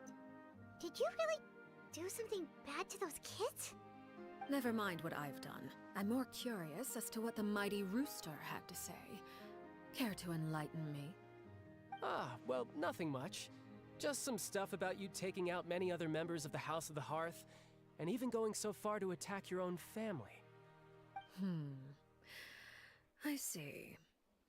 Oh, based on your reaction, I'm guessing it's all a bunch of lies. Hardly. I don't appreciate More his stretching particular and turns changing. of phrase, but I suppose he didn't say anything untrue. Although, it would be more accurate to say that there is a certain level of prejudice involved, but I don't intend to clear that up just yet. Prejudice has a funny way of concealing the real truth behind certain things, an attribute that I find to be quite advantageous. Call yourself a Fontainian, for example, and people will assume all sorts of things, when the real truth is that this is simply the land where I was raised. Huh? You're not actually from Fontaine? But then why did you try to I help thought out we with already the knew she prophecy wasn't and from everything? Fontaine. I was trying to protect the children born in Fontaine. Claiming that I myself was a Fontainian simply made it easier to operate. People would hardly suspect a fellow Fontainian of having any ulterior motives. Who wouldn't want to save their Oh no, we homeland thought she was after from all? Fontaine. She wasn't from The primordial sea wouldn't have any effect on me, but it would have caused great harm to the House of the Hearth. Well, you wanted extra information, didn't you? There you go. I hope that satisfied your curiosity. Not really, it just adds more questions. So, you stayed in Fontaine for the kids. I guess I was wrong to believe you'd betray them. Apologies. Looks like I was holding on to some prejudices myself. Good. Like I said, I like it when others have misconceptions of me. Actually, while I was recuperating at the House of the Hearth, there was something else that really caught my attention. I heard that members always resolve disputes and arguments with a friendly spar, and the loser has to back down. Seems pretty cool if you ask me. Would also give them plenty of opportunities to hone their skills. Well, that's only a recent development. In the past, such spars weren't nearly so friendly. The losing party would lose everything, including their life. They were that high stakes? Whew, at least that's not a thing anymore. Well, the current atmosphere's not half bad. I'm a bit jealous, actually. You've got so many family members around you, and you even get to live with them. Having a lot of family around means dealing with a considerable amount of bickering and scheming. Once Tonya and Tusser enter their rebellious phase, I'm sure you'll understand. Just imagine. Tusser becomes obsessed with plucking out strands from the rooster's mustache, or Tonya decides to dye her hair 42 different colors. Okay, okay. I get the picture.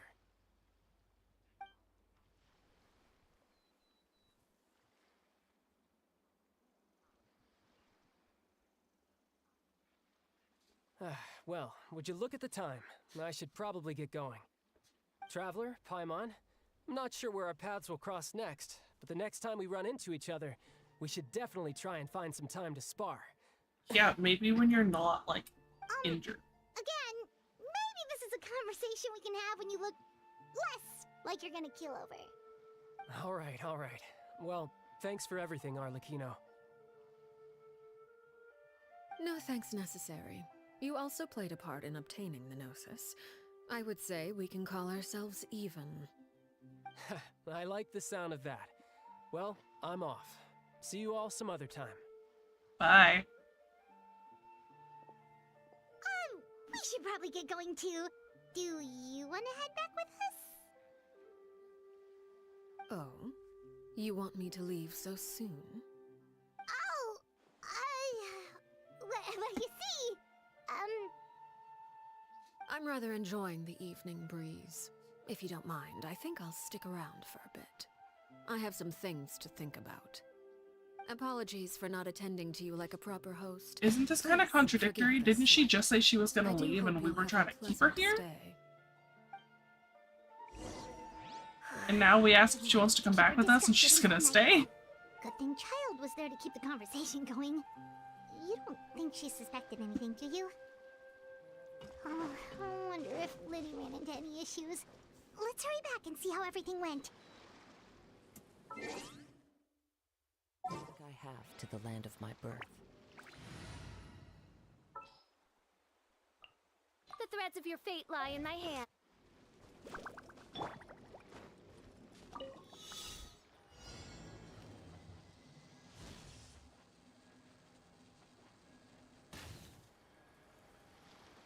Actually get that one?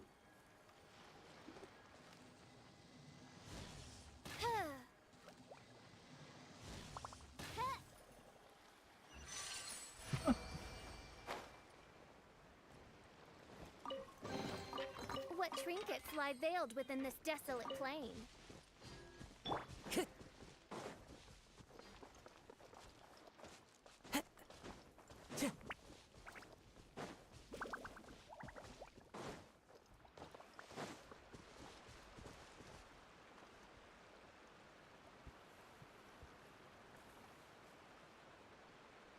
It is 7 o'clock at night. Why does it sound like someone's mowing the lawn outside?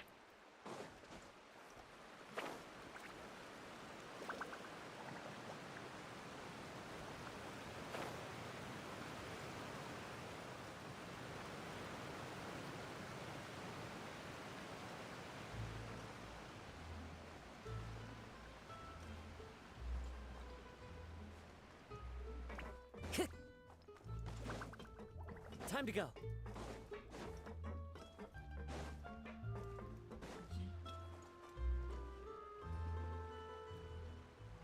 Winnie, how did everything go?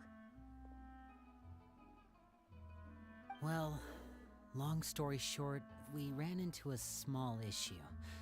Clairvy can't go into the sunlight. What do you mean?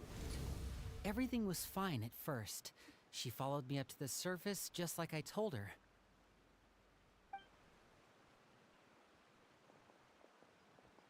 But as I led her out of the shadows and into the sunlight, she vanished. I turned around and there she was, standing at the edge of the shadows, silently watching me. Huh. Maybe she's afraid of sunlight, or... No, it wouldn't be her wish if that were the case. Well, we could always try pushing her into it.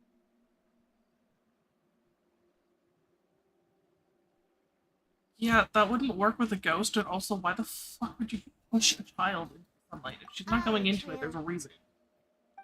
I've pretty much tried it all already. Nothing worked. Eventually, the sun went down, so all I could do was bring her back here. How did it go with you, Lynette? Good. I've got the list. It's right here. Really?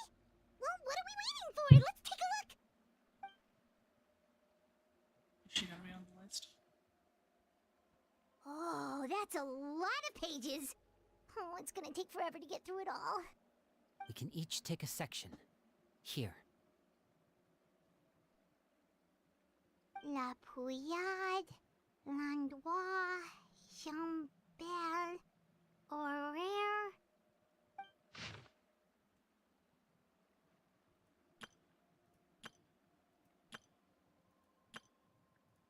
Oh, yikes.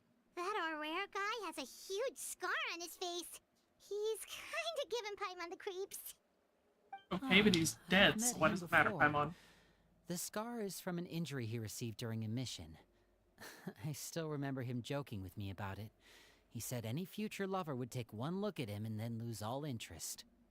Did he say anything else? Well, I asked if there was someone he was interested in. He said no, and that's where our conversation ended. It was only later that I learned he really did have someone he liked. He risked everything to escape so he could be with her, but it didn't work. One day, Father asked to see him, and, well, I never saw him again after that. And now we know why. Wait, so that means the knave, she... It may seem cruel, but it's just one of the rules of the house. Betrayal is not to be taken lightly. We know too many secrets to come and go as we please. So, if you do try to leave, you pay with your life. Are you told that before you Her agree to name's not join? here, huh?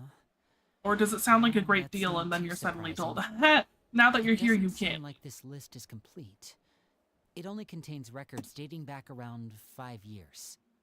Let's shift our attention then. Fremine, were you able to find anything out? There are that many pages of debts from just 5 years?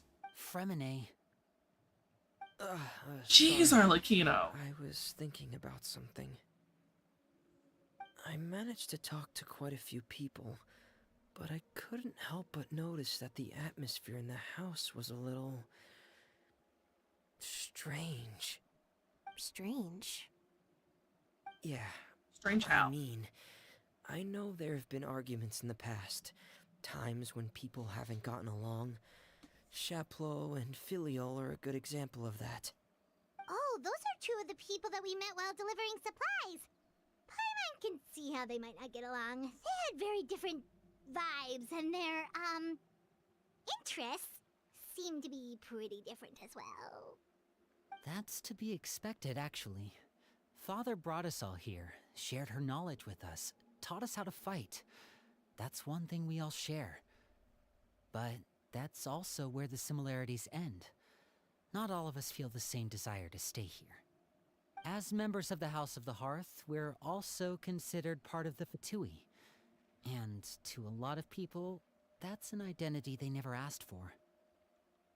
Certain members get older and realize they want something else for themselves.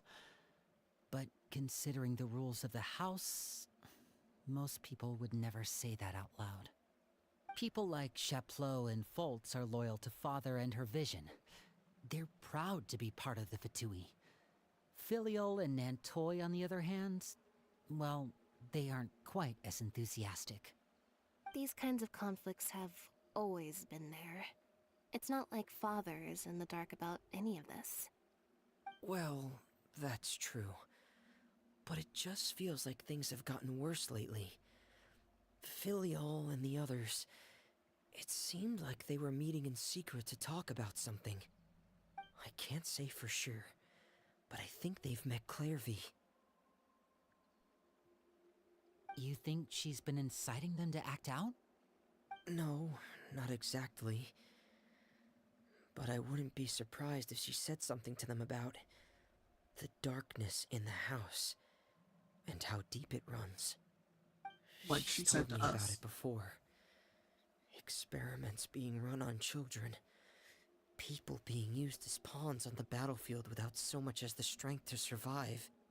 And they just believed all that? Without any evidence? Clairvy's Not words exactly probably hard to gave them the believe excuse knowing they were what we looking know for. about the house. Whether they actually believe them to be true is secondary. This is all because of Project Stuja, isn't it? Whoa. Hold on a second.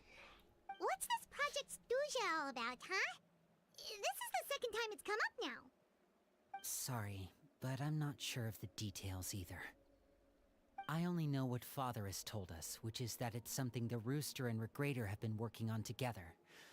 Apparently, it has to do with the Fatui's strategic plan for the future. Because the House of the Hearth was so successful in obtaining the Gnosis, we now have the honor of playing a key role in Project Stuja.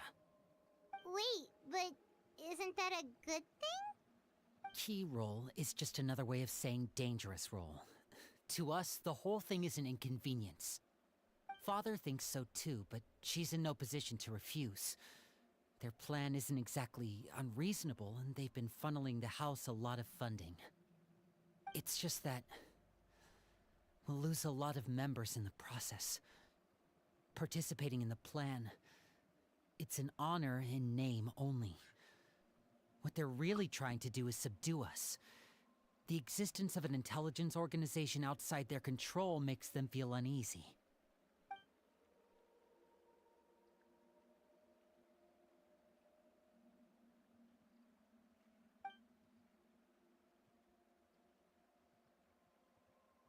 Okay, super complicated top secret Fatui business aside, what does all of this have to do with the conflicts you were talking about earlier? Paimon doesn't get the connection. Neither do I. External pressure has a way of exacerbating internal strife. You can't overlook the power of fear either. People are afraid of dying, and that fear is often the impetus for a lot of stupid decisions. I thought resolving the Clairvy situation would make everything go back to normal. But it looks like things are more complicated than I thought. If we leave Filiol and the others to their own devices, sooner or later, Father will be forced to take action. We can only focus on one situation at a time, brother. You're right. Even if we confront Filial and the others, it won't do any good. It might even make matters worse. We should focus on Clairvy for now. Well, it's getting late. We should head back and get some rest. We'll try again first thing tomorrow. Lynette, you stick with me this time. Fremine, keep a close eye on Filial and the others. Make sure they don't do anything they'll regret. Good work today, everyone. Have a good night, and I'll see you tomorrow.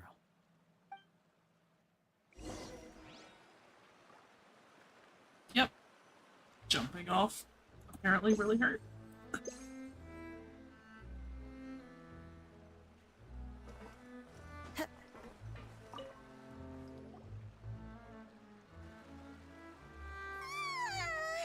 Oh, I'm always looking forward to an early night, but she can't sleep at all. Hey, you don't think the knave will be too angry with Linny and everyone if she finds out about all this, do you? Probably. She's even scary when she smiles. If she were to actually get angry... Ooh, you have to protect Paimon if that happens, okay, Traveler? I mean, you could just fly away. Trust is effort, Traveler. Look! Look over there! Quick! Let's catch up with her before anyone sees!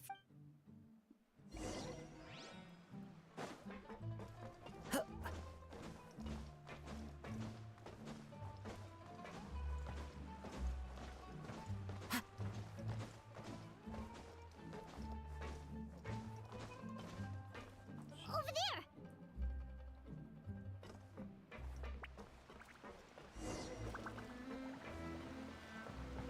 Kinda just poofed right in front of me. I guess we know she's a ghost. Oh, where is she going? What if someone sees her, we're toast?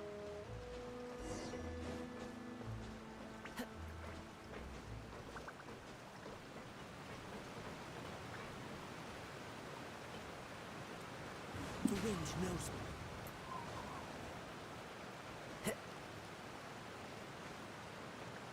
Oh, look! She stopped!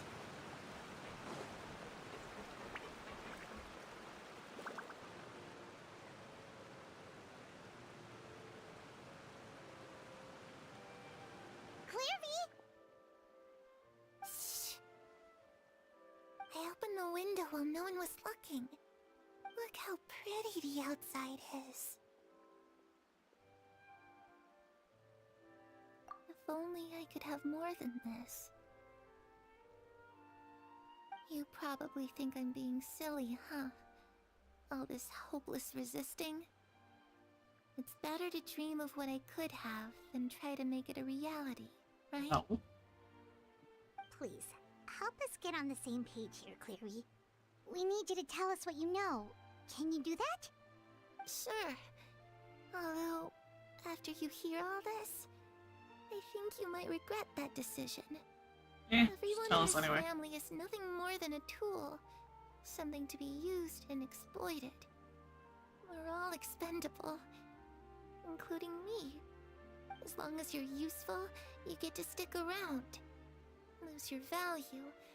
You're handed over to the doctor, experimented on, and given a fate worse than death. I've seen it happen again and again, and I've had enough. You're saying the knave did all that? It's just that doesn't seem like something she would do. She's scary and all, but it seems like even she has lines she wouldn't cross. I knew you wouldn't believe me. Everyone thinks she's a good person. They all think of her like a real mother. Mother? That's what I thought. They're not talking about the same name. But she doesn't deserve that title. She's disgraced it and tarnished it. And if I had things my way, I'd never see her again. Well, good Only news for Perry were you. here. She'd understand. Perry. There's that name again. Also, Paimon's getting a strange feeling. It almost feels like she's not really here with us. Paimon can't tell if she's actually talking to us or if she's mistaken us for someone else. Well, in any case, it seems like she really needs someone to talk to. We should keep her company for a little longer. She looks so young. But it seems like she's been through a lot. It's getting windy. I should close the window. Ooh, look at the moon. Isn't it pretty? Hey, wanna hear a secret? I heard that if you look up at the night sky in Snezhnaya, you can see the aurora. It's supposed to be super pretty. Even prettier than the moon tonight. Perry and I promised each other that once we're older, we're gonna go see it together. But I can't find her. I'm worried kind of she's assuming also Perry is Arlecchino's No, that wouldn't childhood happen to her. nickname. She's special. Mother likes her a lot. I should really go talk to Mother, but we just fought. She doesn't want to see me, and I'm too scared to face her. What should I do?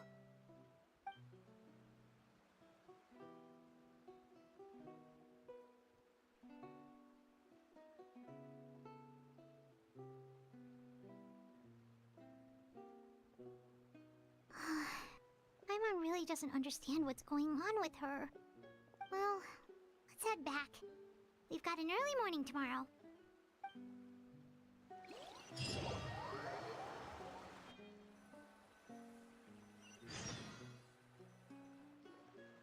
All right, looks like we're all here. Let's go ahead with the plan. Oh? What is it? What makes you ask that? Well, we kinda ran into Clairvy last night, and that's what she told us.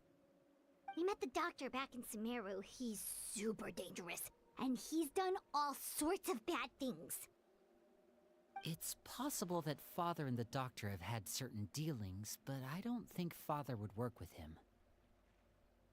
We're not really on the same side, so there's not a lot of trust between them. That doesn't exactly set the stage for a successful partnership. I did hear, though, that when Father first became a Harbinger, the Doctor offered to work with the House of the Hearth. Father rejected most of his proposals, except for one. It had to do with some sort of secret experiment. Secret experiment? Could that be what Clairvy was talking about? I don't think so. I don't know any details about the experiment itself, but I do know it's an entirely independent operation. The Doctor only proposed a direction for the research. That was the extent of his involvement. I still don't think that counts as working together. The details of the experiment are confidential, but complete records are kept on all participants. That doesn't seem to be the case with the situation Clairvy referred to. I know you don't agree with some of the Fatui's methods, and I'm not asking you to. But I am asking you to trust us on this. The House of the Hearth has its own principles. There are certain lines we're not willing to cross. Alright, that's good to hear at least. Clairvy seems to think the Knave and the Doctor worked together to do something horrible. If that turned out to be true, Paimon doesn't know how he would even face you guys. It's just that it doesn't seem like Clairvy is lying either. The easiest thing to do would be just ask the Knave directly, but Paimon doesn't think she'd tell us. Father didn't come back last night. She's probably still near the shore. We'll be counting on you to distract her. What, she Lynette, slept on the you're with beach? me. Fremine, you know what to do. Be on your guard, everyone. Alright, let's get to it.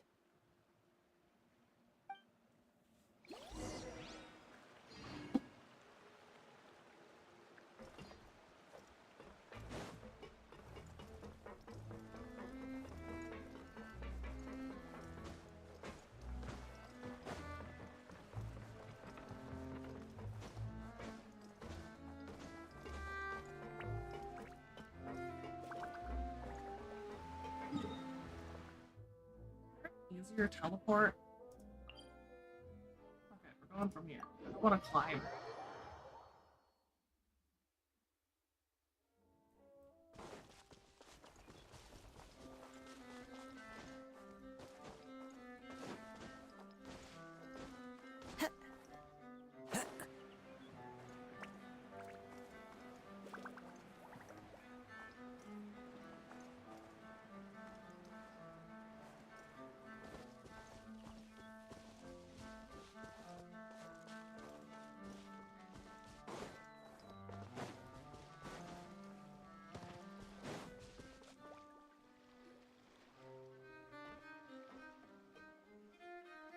Ah, it's you two again.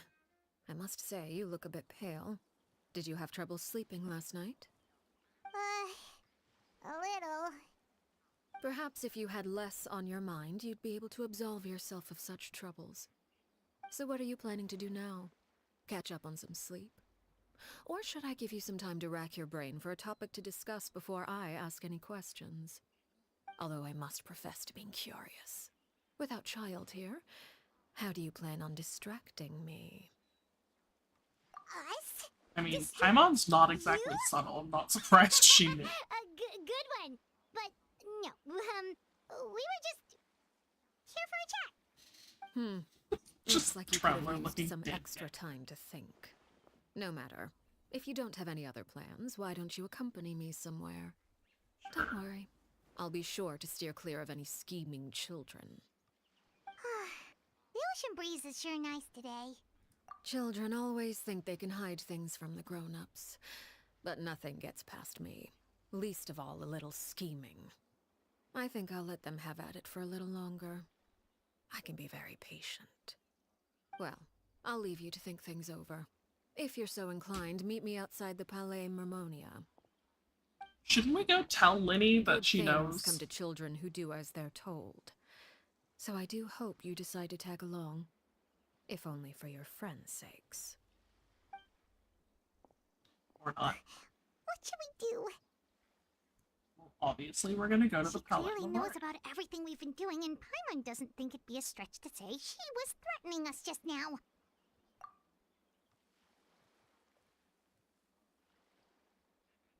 Oh, good idea. Hopefully he sees it in time. Well, we should probably head to the Palais Mermonia. Paimon doesn't want to find out what happens if we don't show up. Based on what the knave was saying just now, it sure didn't seem like it'd be anything good. Okay, then we probably shouldn't keep her waiting. It seems like Linny and the others are on thin ice, so let's do our best to not get them in any more trouble.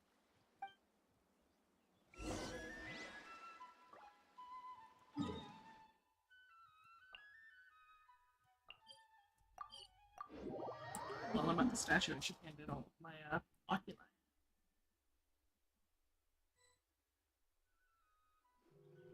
Seeing as we still Or have not. some time before my meeting, we might as well enjoy some pleasant conversation while we wait. Will it be pleasant? Glad to see you get along with my children. Being surrounded by good companions is necessary for a child's development. You're not planning on doing anything to them, are you?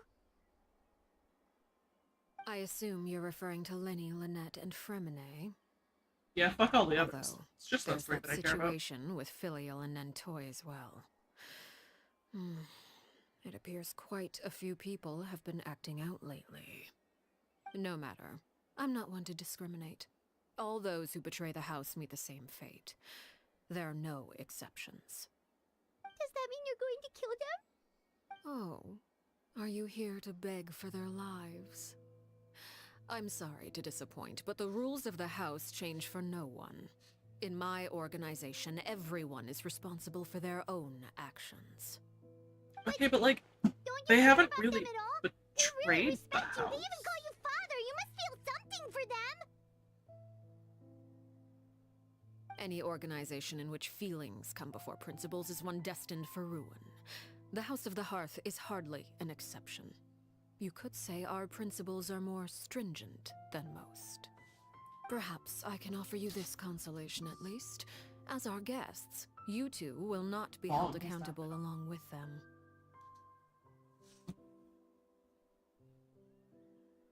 I would imagine Linny, Lynette, and Fremine will be able to keep their lives.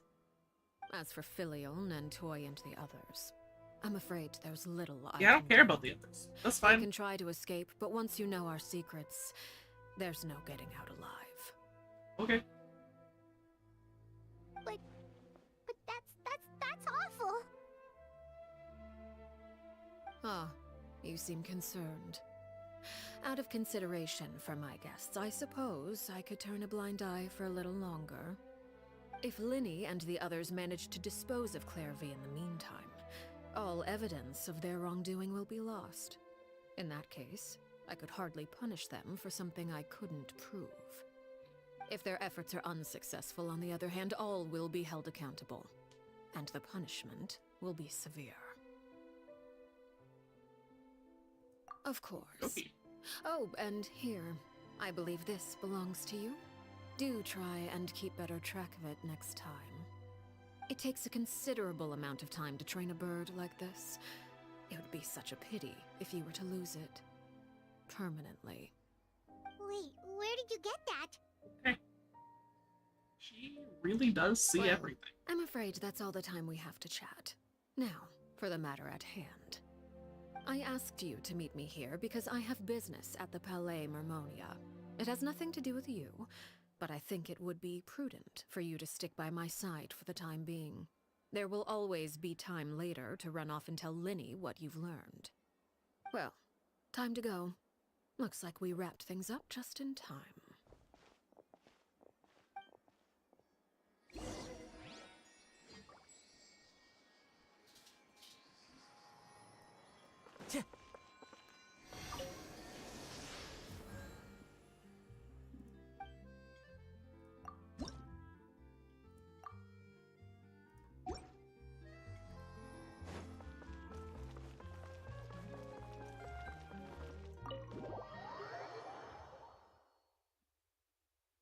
Is she meeting with Novelette? Do we get to see Novelette again?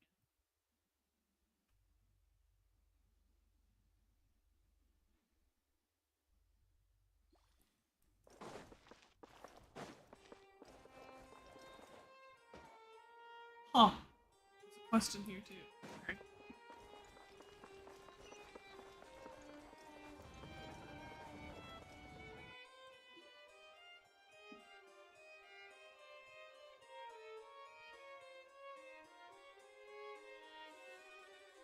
Hi, we've come to crash your meeting. It's been a while, Monsieur Neuvillette. I must say, I wasn't expecting my meeting request to be approved quite so quickly. The Palais Mermonia operates with an efficiency worthy of admiration. It is only right that an esteemed diplomat such as yourself should be afforded the proper level of respect. Although, if I may speak plainly, I must confess that I did not anticipate we would have the occasion to meet again after presenting you with the Gnosis. I see you brought the Traveler and Paimon with you as well. If I may inquire as to the purpose of your visit. I'll be departing Fontaine shortly. There is, however, an outstanding matter that I would like to see resolved before I go. It requires a rather lengthy explanation, I'm afraid. So I took the liberty of explaining everything in this proposal. Please review it at your leisure, Monsieur Neuvillette.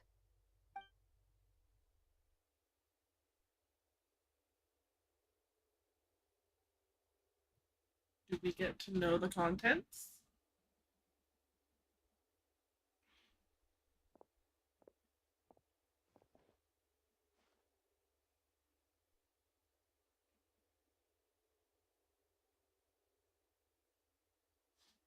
Guess not.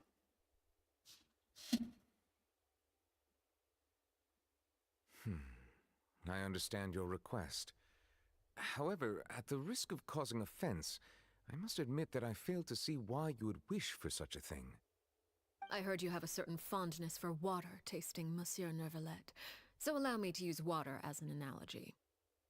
A family is like a large body of water with countless rivers flowing in and out. As someone who watches over this system, I would hope that each river that flows from the source will eventually reach the ocean. Of course, objectively speaking, I know this is impossible.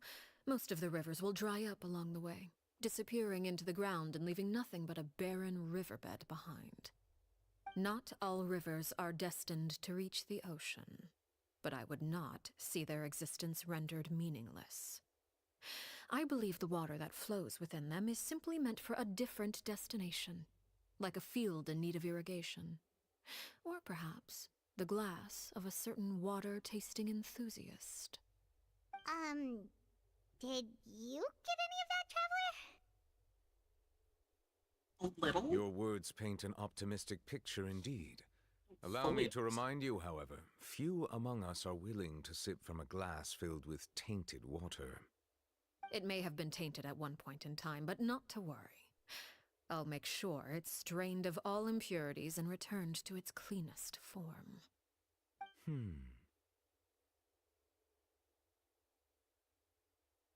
I seem to recall there being a transactional aspect to your proposal. Perhaps you could expound on that? If you accept my proposal, Monsieur Neuvillette, I will gradually withdraw my forces from Fontaine. How And, gradually? unless absolutely necessary, I will no longer carry out any special missions within Fontaine. I presume I can take your words to mean that, in the future, cases similar to the Tartuffe assassination will cease to cross my desk? Tartuffe? Ah, that thief who embezzled funds from all those charities, you mean? My deepest condolences to his family, but without any evidence, I cannot imagine how the House of the Hearth might have been involved in his passing. Of course, if you accept my proposal, Monsieur Neuvillette, I'm sure certain measures could be taken to reduce the frequency of such troubles. You choose your words carefully indeed. In that case, I am inclined to accept your proposal. My thanks for your generosity, Monsieur Neuvillette. Well, with that settled, we should be going now. I took the liberty of bringing along 2 bottles of spring water from Snezhnaya for you to enjoy. I do hope I get the chance to hear your impressions. Perhaps at our next meeting, yes? Indeed. I trust you would not overlook your commitment in the meantime. All right, Traveler Paimon. Time to go.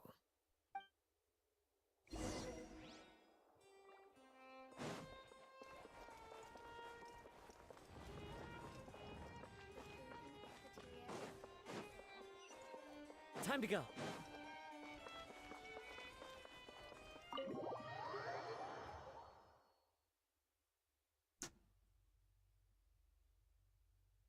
I may have to end stream soon. I am struggling to stay awake, honestly. Not been sleeping well. So, what exactly were you talking about back there? Paimon only heard you mention some rivers, a large body of water, and then some kind of irrigation scheme. You really want to know? I would imagine there might be more pressing concerns at the moment. Winnie, Paimon really hopes everything's going okay.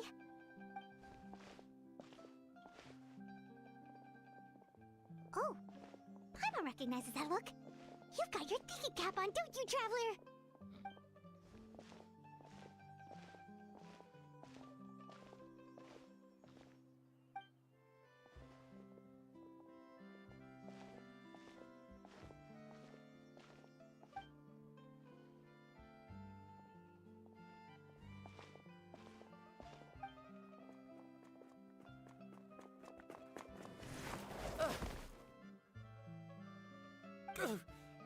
Oh, shoot. Are you alright? Oh, jeez. I'm so sorry. I was so focused on selling these papers, I wasn't looking where I was going. You were booking it at full speed.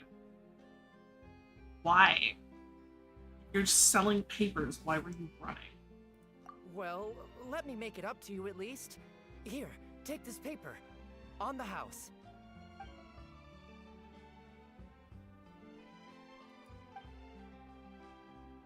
Oh, you don't have to give us anything. Please, I want to. It's not like I'm short on supply. All the extras will be useless come tomorrow anyway. It's my fault, really. I was just trying to bring home some extra mora for the family, but I bit off more than I can chew. I haven't had many takers today, so I'm still swimming in papers. What's going on here? Is he that Nothing dude much. I who just wanted ran to into your escape friend and here had on a scar accident. and had a I should girl he was in probably love get with or going, something? actually, so Hold on. of course I'm happy to compensate you with mora. It's just I don't have any on me at the moment. I'll take 3 papers. Here. Your payment. Oh, thank you for your patronage. May the Archons bless you with good fortune. If only I had the chance to run into such generous customers every day. I should probably just take on a smaller inventory though, right? I'm getting married soon, so sometimes it's hard to not get ahead of myself. Anyway, I should head out. Goodbye! Bye. Well, now that my affairs are settled, we should take the boat back to Poisson. We've even acquired some light reading to enjoy along the way. Right. Actually, why don't we stick around for a little longer? Paimon just realized how hungry she is. She can't head back to Poisson on an empty stomach.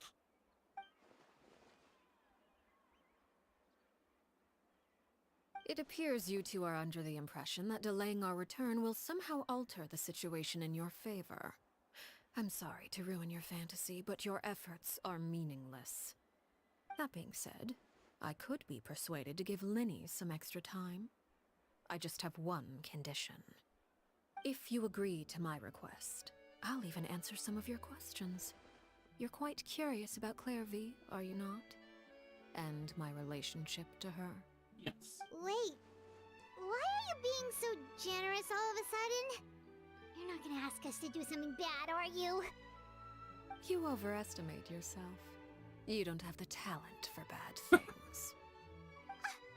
Then what do you possibly... The most important consideration in a negotiation is that both sides receive something they want. Demands and threats only get you so far. Okay. So that's Wonderful. Here it is. When the time comes, make the choice that you deem most appropriate in the situation, and lend your help to the House of the Hearth. Okay, sounds normal enough. But what do you mean, when the time comes? When is that supposed to be? That is for you to decide. Then we have a deal. Follow me.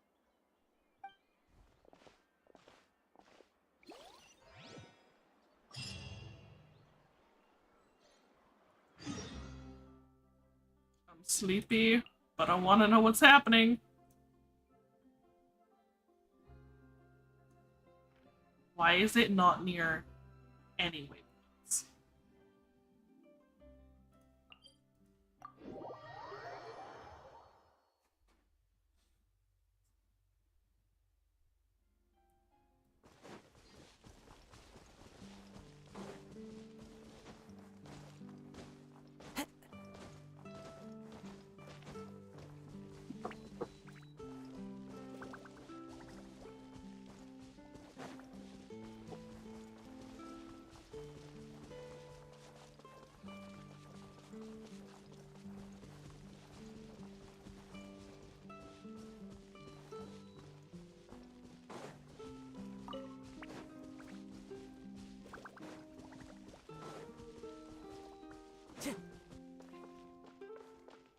Time to go.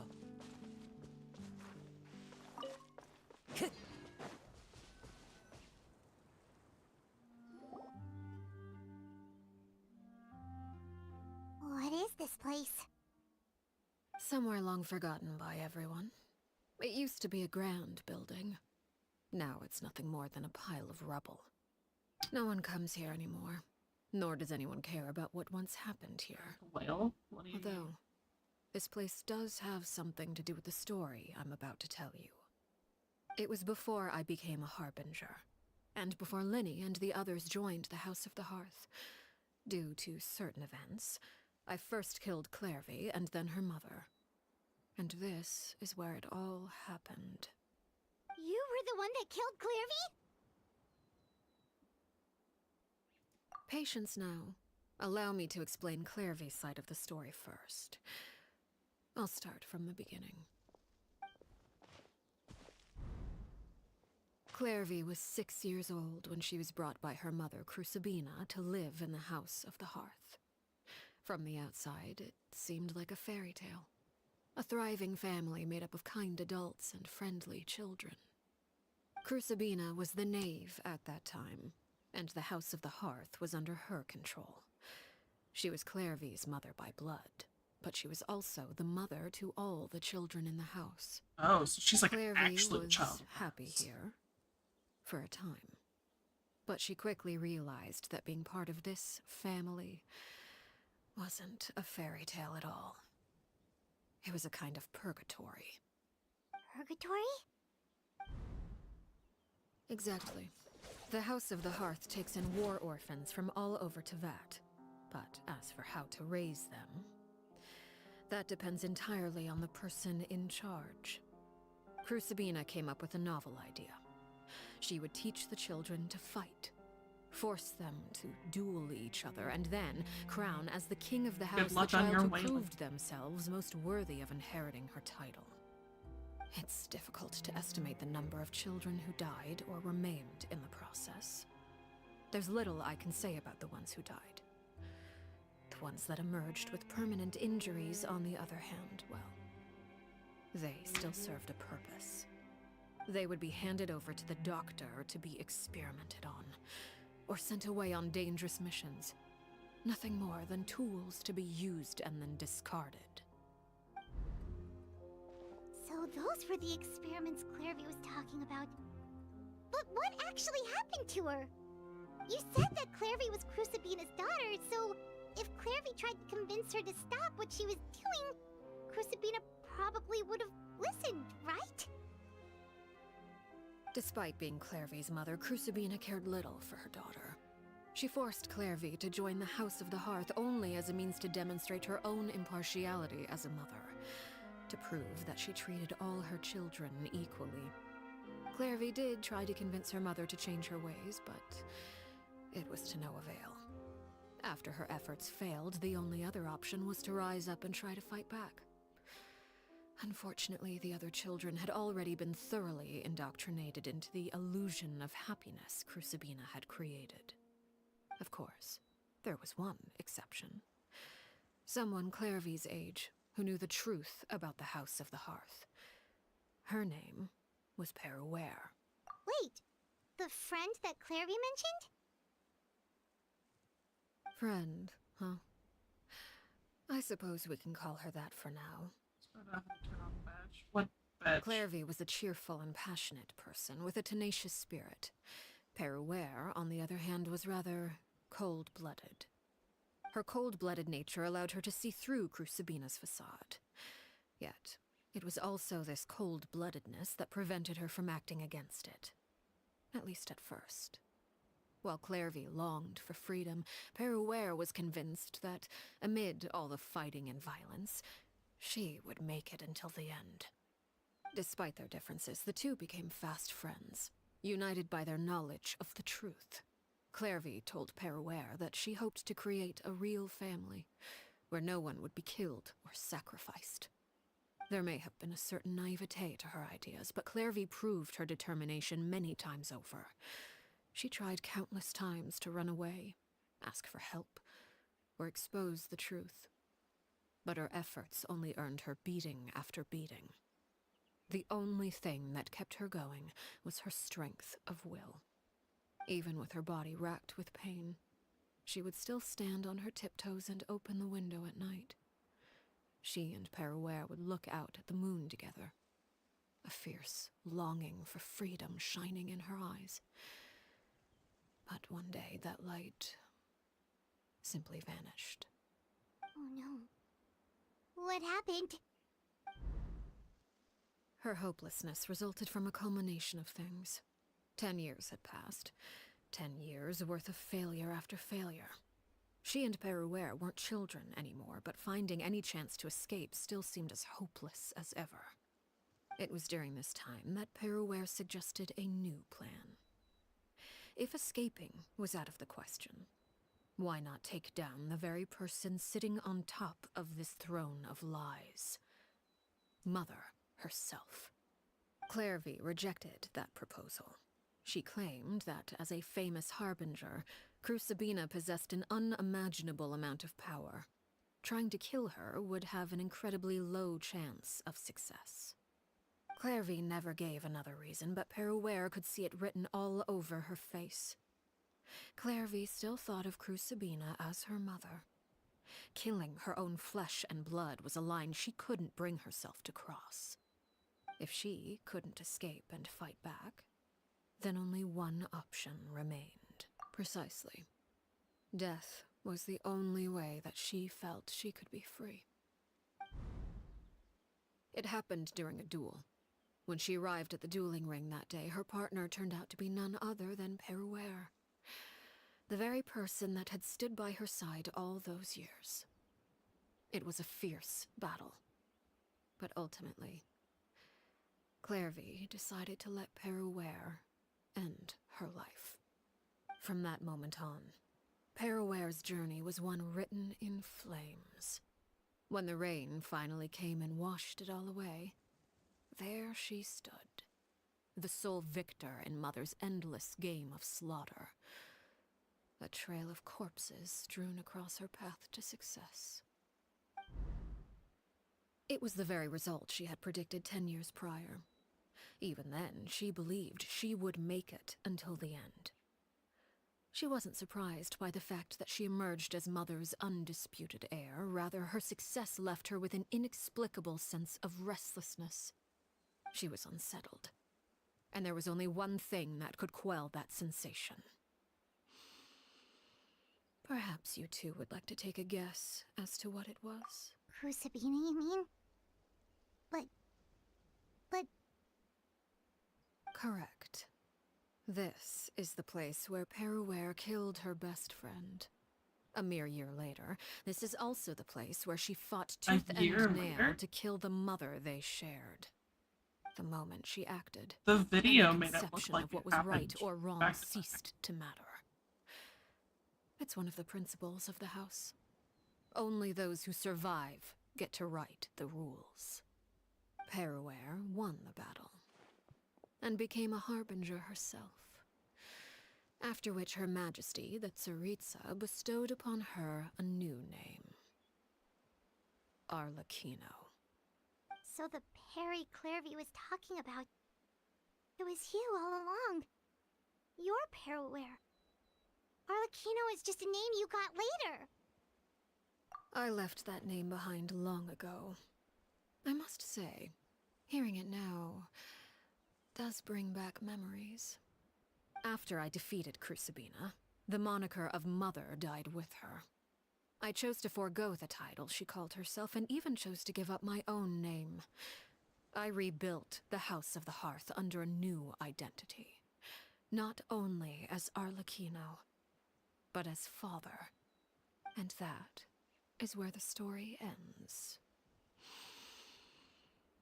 Yeah. Based on what you just told us, Clairvy wasn't a little kid when she was killed. So the Clairvy we met... Was she really a spirit at all? I suppose you could call her an illusion born of flame. Her existence is like ashes to a fire. Something left over in the wake of blaze and ruin. You see, a certain power runs through my veins. It's not unlike a curse. My flames leave behind shadows of anything they consume. Of course, the chances of those shadows morphing into a sentient entity are exceedingly slim. Clairvy is a very special case. Clairvy died when she was 16 years old, but what emerged from the flames was her 6-year-old self. Her appearance wasn't the only thing affected. Most of her memories were lost to the blaze as well. Memory is a mysterious thing indeed. Losing a portion of your memories will alter your sense of self. Lose 10 years' worth, however, and it would be like living in the past. Like returning to a version of yourself that never grew up. No wonder Paimon got such a weird feeling when we were talking to her. Perhaps I should put it this way. Clairvy is someone trapped in time. It may seem like she exists with us in the present, but she truly lives in the confines of her own past. So if all of that is true, then you must have known about Clairvy for a long time. Indeed. So why is she only doing She's something a about it? rather volatile and unstable entity. Sometimes she would look after the children. She's even saved some of their lives. But other times, she would hide from me and become obsessed with revealing the truth about the house to anyone who will listen. Shadows don't have the capacity to learn or grow. Any new information they encounter is quickly forgotten over time. Your attempts to expose Clairvy to sunlight, they failed, yes? The reason is actually quite simple. In Clairvy's mind, the house is impossible to escape, and it is this very perception that traps her there. But no matter. All I have to do is kill her again, and all will be resolved. I don't anticipate so much as a single speck of ash will be left behind this time. Wait! Paimon can understand why you might want her gone, but isn't there another way? Not really. So what if she's trapped in her 6-year-old self? She's still your friend! At least talk to her first!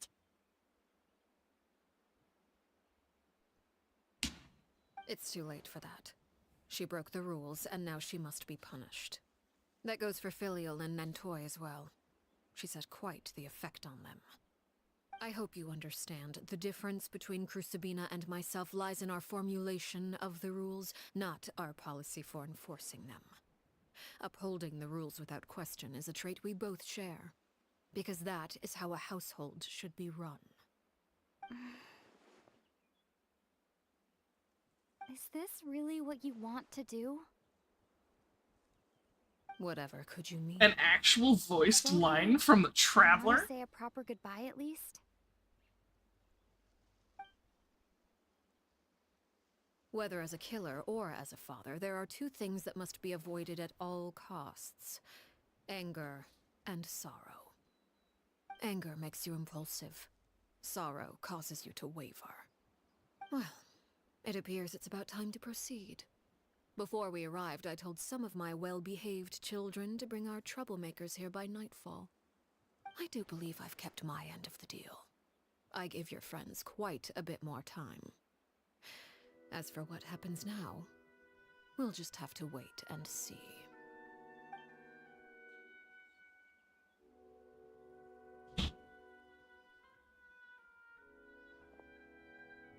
Here they are, Father. You gonna execute him?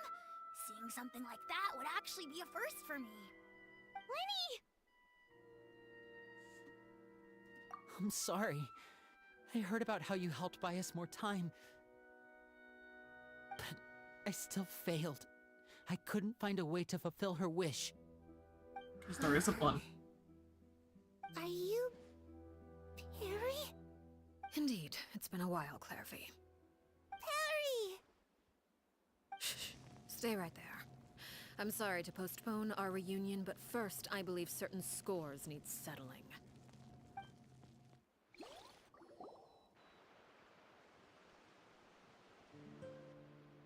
Father, let me explain.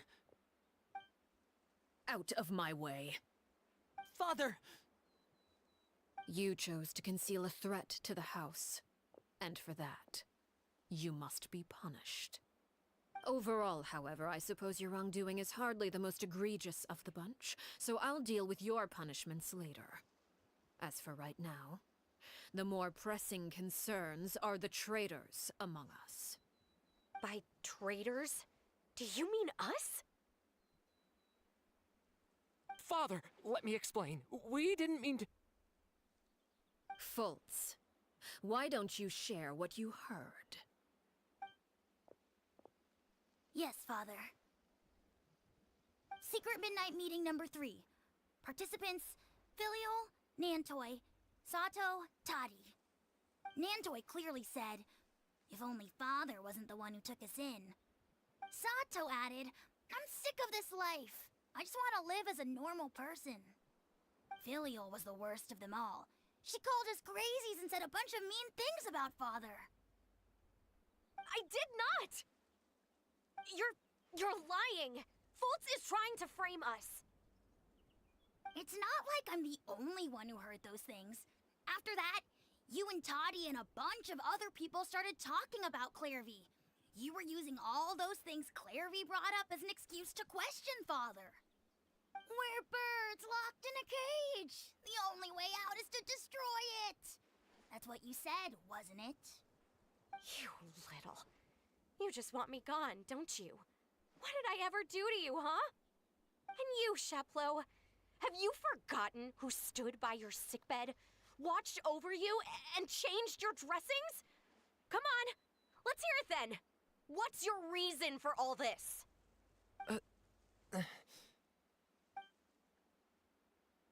You're wrong, Filial.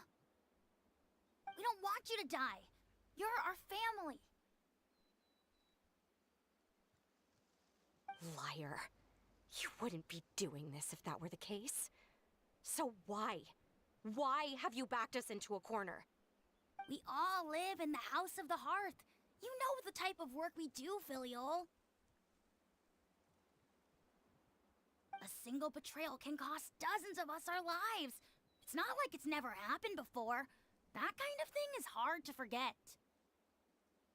How old is That's this kid? why the House of the Hearth cannot tolerate any form of betrayal. Ever since we came to Poisson, you've had 7 secret meetings. A lot of the things you talked about really crossed the line. You've been spying on us for half a month? Wait a second. Now that I think about it, the move to Poisson was just a way to make it easier to spy on us, wasn't it? Because we were all in one place. You've had this planned all along. Filial, Nantoy, I'm sorry. I owe you both my life. I owe Clairvy too. If it weren't for all your help after I got poisoned, I wouldn't be standing here today. If this were any other situation, I would do anything to repay that kindness, even if it cost me my life. But rules are rules. I'm sorry. My hands are tied. Why? That's enough, Filial. We made a mistake, and we should own up to it. We broke the rules, plain and simple. And now we have to face the consequences. I'm sorry, Sheplo. Fultz. I'm sorry, Father. We accept our punishment. Chapleau, according to the rules of the House of the Hearth, how should these traitors be punished? All those who betray the house pay with their lives. And so it shall be.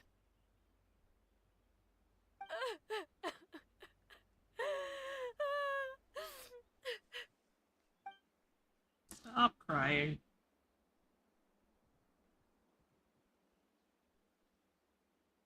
Father, please wait! Something you want to say, Linny? Please reconsider, Father.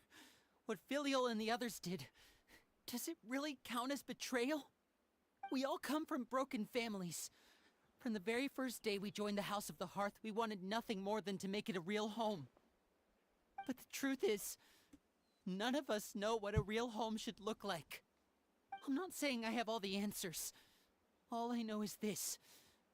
Killing Filial and the others may uphold the rules, but doing so will only bring us further away from being a real family than we've ever been. So please, Father, please, reconsider. I agree with Linny. Father, please. Linny, you...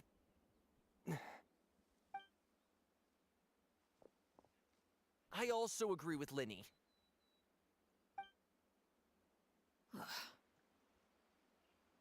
An order once given cannot be rescinded. However, given the extent of your determination, I suppose we shall have to go about this a different way. Draw your weapons and face me. Our weapons? Father, are you referring to a duel? Precisely. The rules of the house will not be altered. Traitors must be punished. However, resolving disputes with a duel is also one of our rules, one that also applies to me. Demonstrate a sufficient showing of strength, and I shall offer a concession. Wait.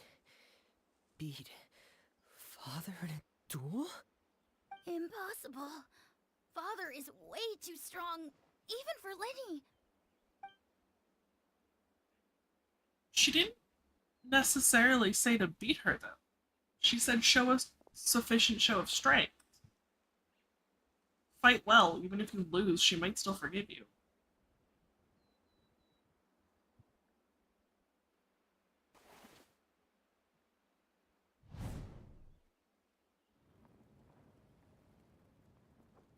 Did you hear that, Traveler? Lenny and the others have to duel the knave. What should we do? Can they really win something like that? If they lose, those people from the house are really gonna be executed. Hey, are you listening?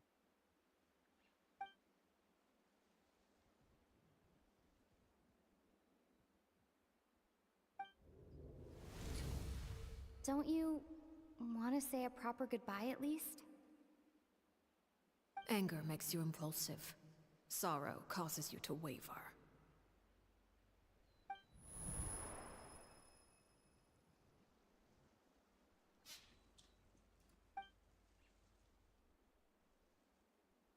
Oh, looking at that expression on her face, she seems really serious about this. Guess that means there's no chance she's throwing the duel on purpose, huh? When guests are around, families are often on their best behavior. And any disputes are less likely to escalate. When the time comes, make the choice that you deem most appropriate in the situation, and lend your help to the House of the Hearth. What's wrong, Traveler? Hey, where are you going? Traveler? You're asking to join the duel against the knave? She wanted us to. I'll allow it. We do have a ready-made dueling ring at our disposal, after all. All I would advise is this. Keep a firm grasp on your weapon, and give it your all. Any less, and you may just lose your life.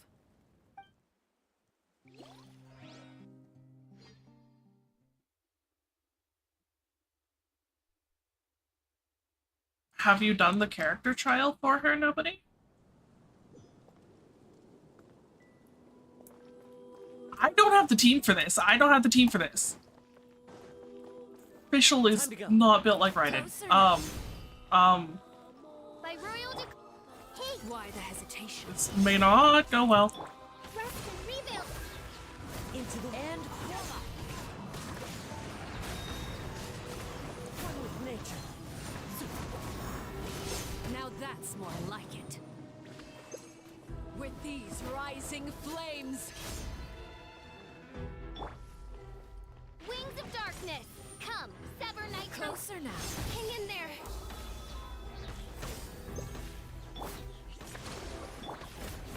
The wind knows me. Charge. Charge. Destruction shall rise.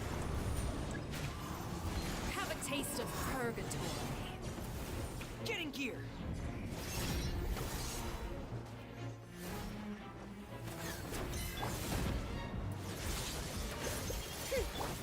I see everything. Allow me. It's my turn now. And voila! Is it my turn now?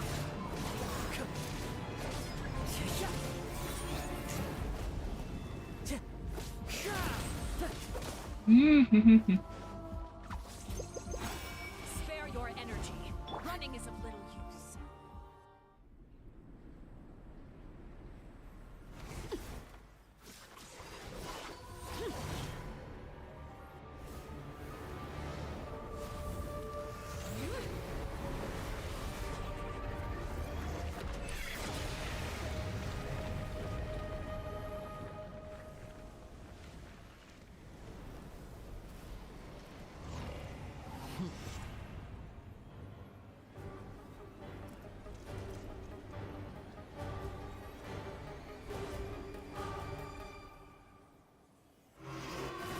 Kindness has been seared away. My blade is all that You remains. keep calling her that. Do you know what that term actually means, nobody? As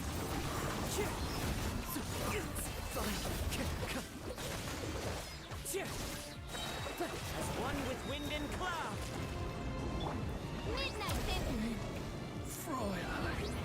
Now's our chance. Yes, but calling a person that means something different.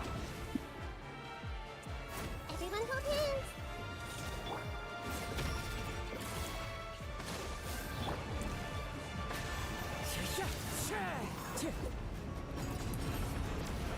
The sun and moon have set.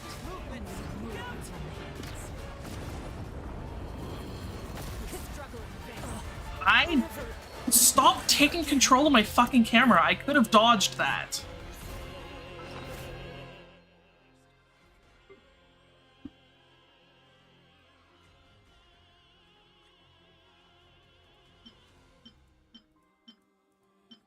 When I know I have something better.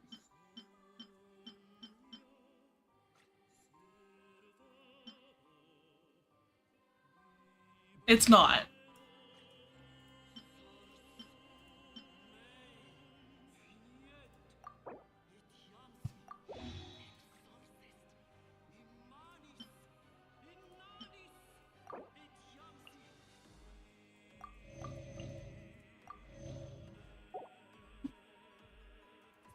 I don't want to say it on stream in case I am wrong.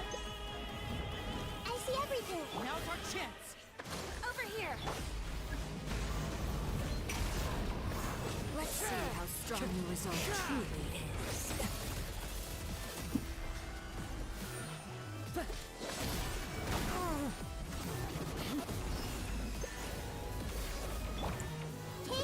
Watch out for Father's movements. Look out!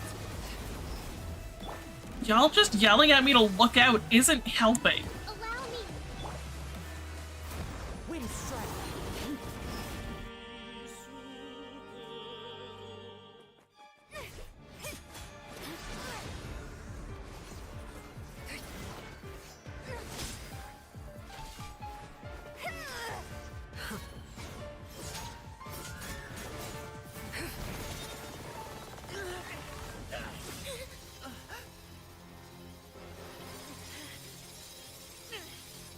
You should know better than to crowd in one place.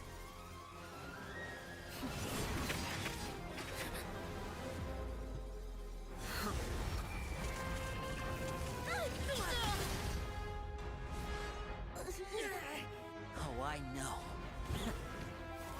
No! I'm sorry, Father!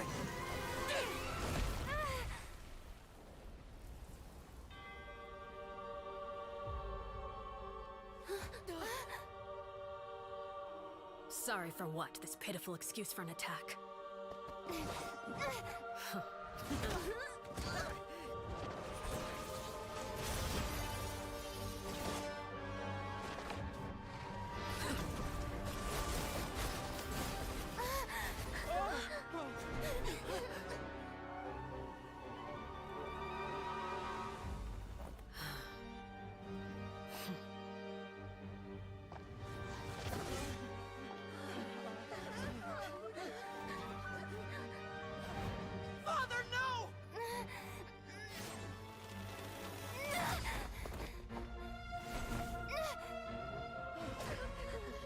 made it out, did you?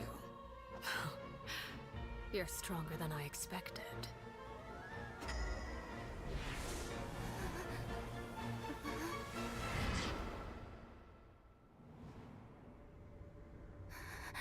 A crimson moon. I can't move.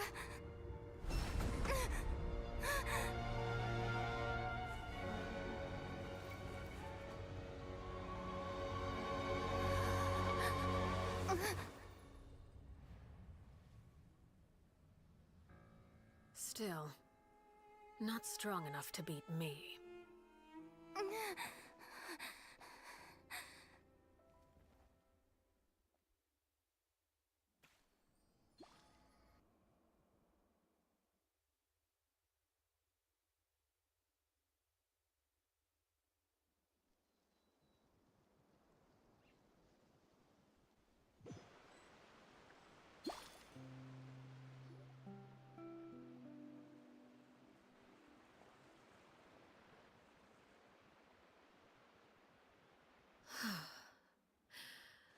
I believe we can end things here. It's not often that we get to enjoy the company of guests, after all. We wouldn't want things to get too out of hand. Brother, are you alright? Lenny! Given that I am the victor of this duel, as agreed, the punishment stands. No! I never thought things would end like this. However, everyone involved in the duel demonstrated a remarkable level of strength and determination. In light of this, I'm prepared to change the method of execution. Elwar, the bottled flames I gave you for safekeeping. Do you still have them? Yes? I wasn't sure what they were for, but I've kept them super safe. I didn't lose a single one. Wonderful. Then, in just a moment, I'll have you administer them. Bottled flames? Indeed. They're the product of a secret experiment. Under certain special circumstances, flames can be extracted from my person and preserved. Once ingested, searing pain will spread across every inch of your body. No harm will come to you physically, but your memories will be burned away. If you can withstand the pain. When you awake, you'll have forgotten everything you know about the House of the Hearth, and will be expelled from the organization.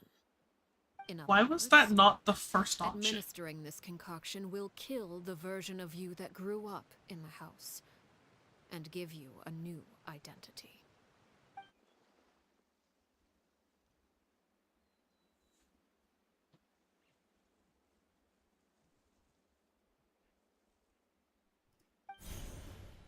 Memory is a mysterious thing indeed.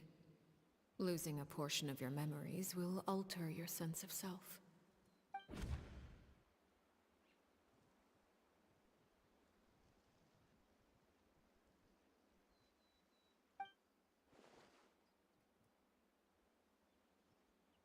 So, you're just letting us go, Father? I don't know if I would say that's just letting you go, but like she's letting you live. You misunderstand. Memories are extremely important. Once consumed by flame, the version of you standing before me will die, and our secrets will die with you. So no, I don't intend to just let you go, because the person who survives will be nothing but a stranger. Even so, I won't have to live in fear anymore. I'm sorry, Father. I'm sorry I let you down. But I really... Don't cry, Filial. You haven't left the house yet, so there are still rules to be followed, yes? Remember what I taught you. Anger makes you impulsive, sorrow causes you to waver. Don't let yourself be controlled by your emotions. Of course. I'll remember. Dry your tears, and go pursue the life you really want. Yes, Father. Chaplot, Fultz, Elwar, take them back to Poisson. And bring Linny and the others as well. I prepared 3 extra vials of bottled flames. As for whether to take them, the choice is yours. Goodbye, children. The next time we meet, I will no longer be your father. Thank you for all you've done for the house. I hope you have bright futures ahead of you.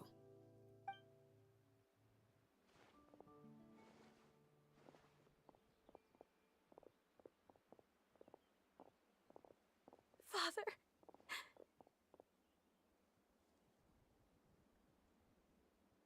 Let's go.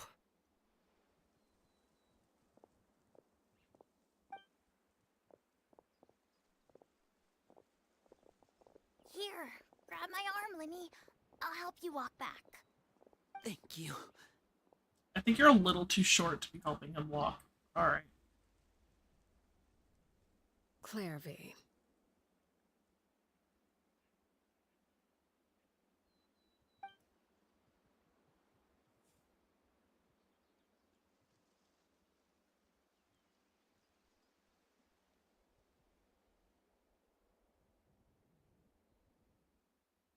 Can we talk now? I've been waiting for a super long time. You really are Perry, aren't you? I haven't seen you in so long. How come you're all grown up? Wait, did I somehow travel to the future on accident? Or am I dreaming? What a long dream. Neither.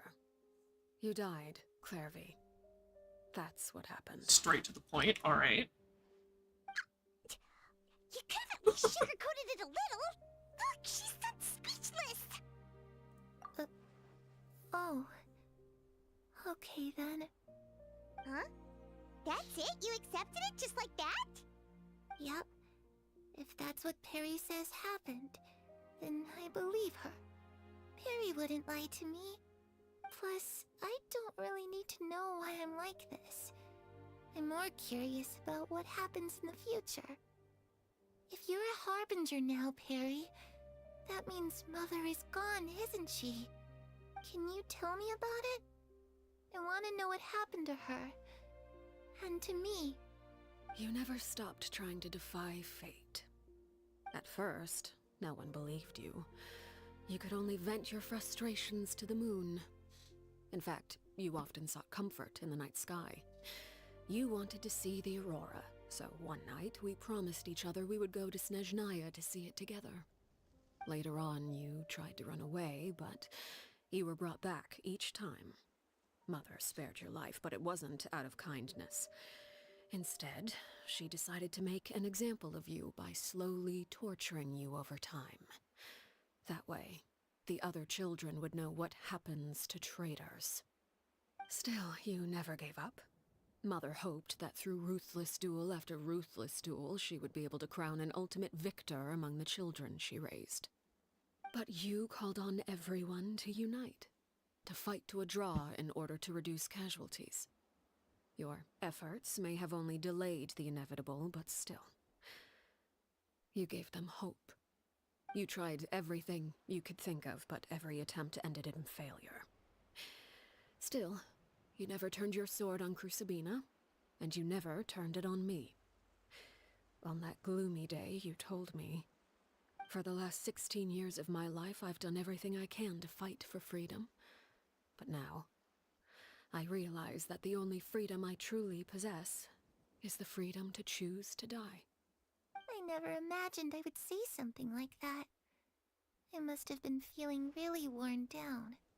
But somehow, I still think I understand. According to Mother's plan, only one of us was going to make it until the end. And I always hoped that person would be you. If I could do it all over again, I still don't think I would make a different choice. Even when I first met you, I knew you'd be able to do what I couldn't. Is that so? Even now, I'm not sure I truly understand what kind of freedom you were trying to pursue. But as the head of the House of the Hearth and as the children's father, I've tried to give them the most basic of freedoms. The freedom to choose their own fate. It's something I discussed with the Eudex of Fontaine. The children who want to leave the house will have their memories wiped clean of all secrets pertaining to the organization.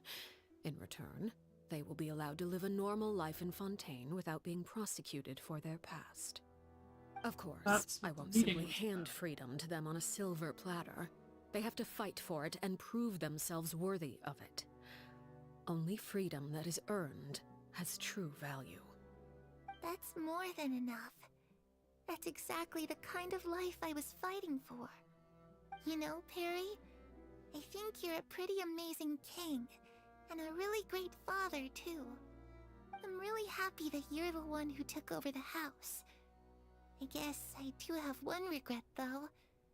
I still haven't seen the outside world. Well, it just so happens that our dear guests over here have been to many nations and traveled to countless places. Perhaps they would be willing to tell you what the outside world is like. Really? Of course! We've traveled all over the place. We've got so many stories, we could probably talk your ears off for 3 days straight!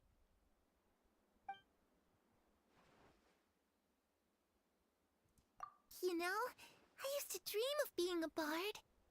Playing the lute while singing into the winds of freedom. Even if there was no one there to listen, I would have continued to sing no matter what. Ah, that's where Mora comes from. I never knew that before.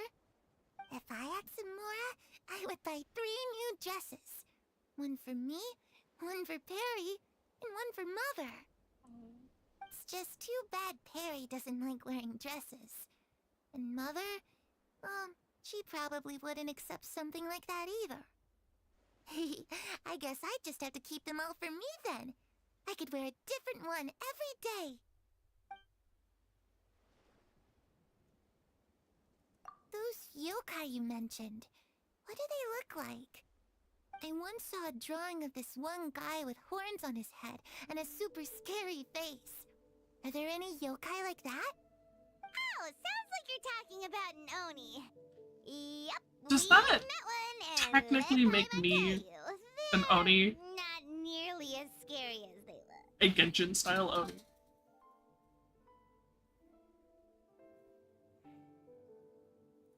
I was always too afraid to skip Mother's fighting lessons. But at the academia, I bet you could do all sorts of secret things in class.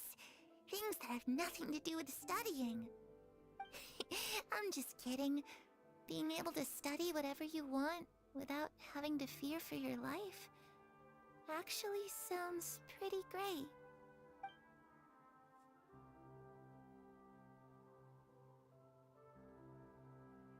The situation was super dangerous. Lenny and Lynette were accused of committing a crime, and they were going to have to stand trial at the Opera Epicles. Oh no! That must have been hard for all of you. What happened next? Don't worry, we were able to turn the situation around super quickly. All thanks to Detective Paimon, of course. Yeah, How'd you do you're that? totally the one who saved the Come on, day. tell me. Okay, so it was like this. After the failed magic show, we rushed to the scene and...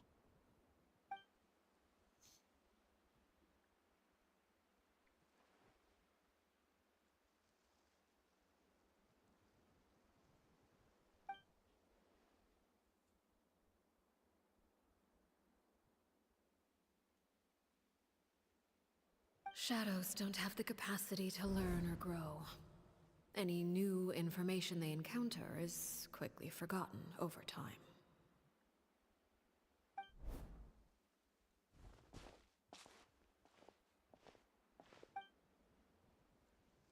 Is Arlecchino still planning on re-killing her?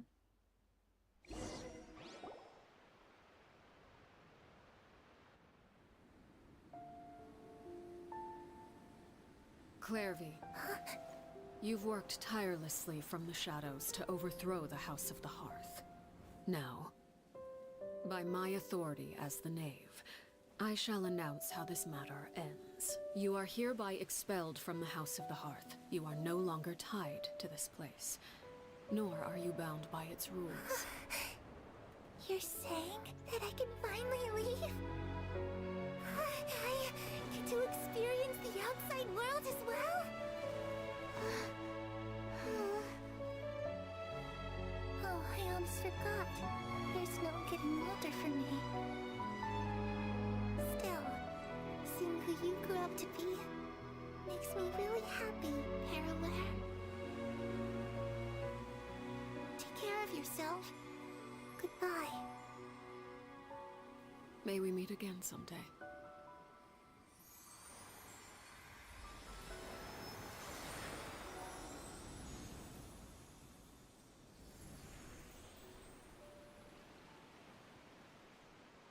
Clairvy. She left so soon. Paimon didn't even get to finish her story. I also have certain sentiments left unsaid. I wanted to tell her that the aurora I saw in Snezhnaya was just as beautiful as the ones in the pictures. But a shadow's memories reset at dawn. Had we delayed any longer, we wouldn't have had the time to say goodbye. Whatever regrets may linger, let them be lost to the coming of a new day. Father? It's Linny! Hey, Linny!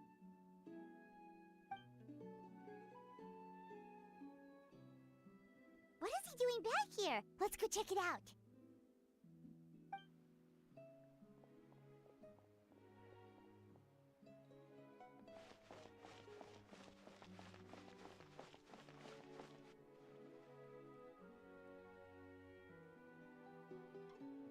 Father, the bottled flames have been administered. Filio and the others have left the house. And you? What have you decided? Thank you for giving us that choice, Father. But we never wanted to leave the house. It's the only home we've ever known. Lynette and Fremine feel the same way. They're recuperating back at the Hotel Bouffe d'été. But I decided to come back and tell you where we stood. I'm sure you're well aware of the expectations I have for you. I want you to follow in my footsteps and become the next king of the house. Yet you seem to have different ideas. I must admit, I'm rather surprised by your decision to stay. There's nothing wrong with choosing to live a quiet life. Leading this organization is a heavy responsibility, one not so easily carried by someone forced onto the throne. I just never understood what you saw in me. What made you believe I was deserving of that throne? You're brave, talented, and, most importantly, you cherish your family. You would do anything to protect them, even if it costs you your life.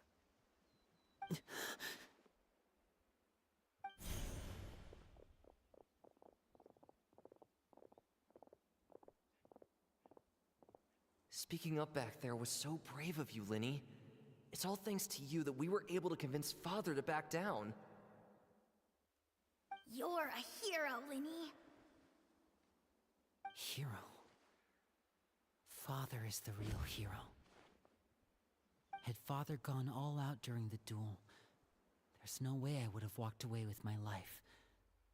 She must have had it all planned from the beginning, from the very moment she suggested a duel. I'm not deserving of that title. I'm not strong enough, or smart enough. You're wrong.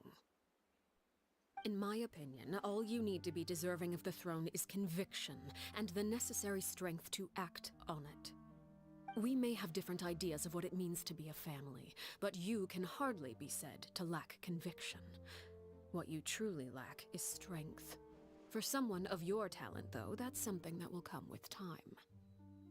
Even without that strength, You still chose to face me in a duel, even though the odds were stacked against you. That capacity to honor your convictions is what I truly see in you. Father. No one knows what the future holds, what tragedy or triumph may be in store. Being at the head of this organization requires the strength of will to face whatever comes. Caution will only hold you back. If reaching a certain standard were required to go after what you want, I would never have succeeded in killing my predecessor. Back then, there was still a considerable gap between our abilities. Strength may decide the ultimate victor, but those who let a lack of strength dictate their decisions or undermine their convictions will never be worthy of the throne. I understand, Father. Thank you. Children must grow up to surpass their parents. Only then can a family continue to flourish. The road ahead is not an easy one, so I'll ask you one last time. Are you certain you want to stay? You've done so much for me, Father, and that kindness must be repaid. Plus, with Project Stuja at hand, there are many dangers ahead, and I, for one, don't intend to back down. Protecting my family at all costs. That's my conviction. Then you're welcome to stay. As for Project Stuja, you need not be too concerned. If those cowardly businessmen and heartless dignitaries try to take us down, I'm prepared to teach them a lesson. Having members who longed for the light was our organization's last weakness. With those members no longer among our ranks, the House of the Hearth is like a spider hiding in the shadows. We need only wait for our prey to come to us. At present, our imperative is to use their plan to our advantage. In doing so, a crimson moon shall rise amid the frigid blizzards of winter. No demonstration of loyalty shall go unrewarded, and no sacrifice shall be in vain. As for the two of you, whether we meet again as friend or foe, I'll remember the camaraderie we shared in this moment. No matter how arduous the journey ahead, I hope we both reach our desired destination.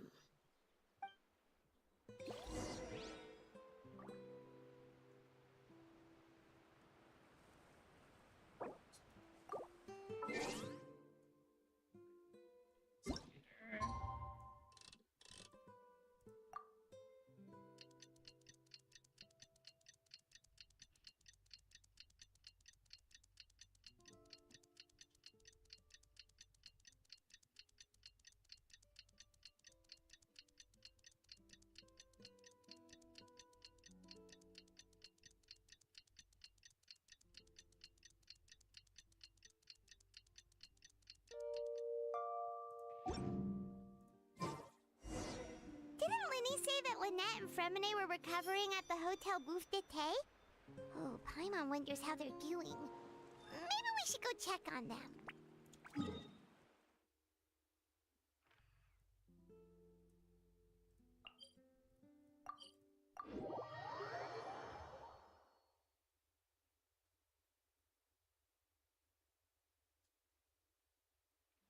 Where is that?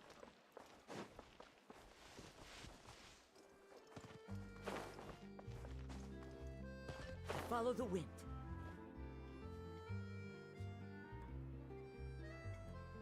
Lynette? Fremine? How are you feeling? Much better. Whew, what a relief! What about you? Are you feeling alright? We're fine. I knew you'd come out unscathed. Us, on the other hand, well, we've been bedridden for 2 days. I couldn't even turn over. Oh, and I wanted to ask, is Clairvy gone? Yep. Linny and the other members have left Poisson and returned to the House of the Hearth. According to him, there haven't been any more sightings of a spirit roaming the house. I see. I'm glad. Father came to check up on us 2 days ago, and told us about what happened with Crusabina and Clairvy. Actually, I've met Crusabina before. How? Wait, what? You've met the former knave? Crusabina died a year after Clairvy. It was during the year between their deaths that I joined the House of the Hearth. Crusabina had an extremely cruel and radical way of doing But things. While she I was thought it alive, was the Arlecchino atmosphere in who the house was invited them suffocating. to join the house. When I She wasn't the joined, though, knave yet. the experiment she valued so much had already come to an end, and all the people involved, dead and injured alike, were gone. Crusabina never talked about the past with us newcomers. A couple of months after I joined, Father killed Crusabina and burned all her files. With that, the names of all the people subjected to her experiments, Clairvy included, were lost to the flames, along with the painful memories they represented. Father took in Lenny and me a couple months after that, but she never mentioned anything about Crusabina or Clairvy. It really seems like something she was planning to keep to herself. The last time you talked to her, did she mention why she kept it a secret for so long? She said she didn't want us to be affected by the darkness of the past. She was worried we'd develop a false sense of gratitude towards her if we knew about it. The foundation of a family should be free of any corrupting influence. Whatever happened in the past, it has nothing to do with who we are now. And that's what Father told us in the end. But I still thanked her for everything. It was only after hearing about what Crusabina did that I finally realized how insignificant our lives could have been. The members of the house meant nothing to her. To say that she valued them in any way, even just as a tool, would probably be giving her too much credit. If Father hadn't taken over the House of the Hearth, I probably would have already... Father rarely brings up the fact that she saved us. She doesn't believe that being indebted to her should be what ties us together. But even if we didn't owe her anything, we would still choose to stay. Because this is our home. We may have arguments or times when we feel wronged. Some people may even choose to leave. But as long as Father is here, we will always have a home. Whether the path before us is bathed in sunlight or shrouded in shadow, we'll follow Father wherever she chooses to go. So I wanted to say thank you for helping us make it through this crisis. Without your help, we could have lost a lot more along the way. Oh, we didn't do anything, really. Of course.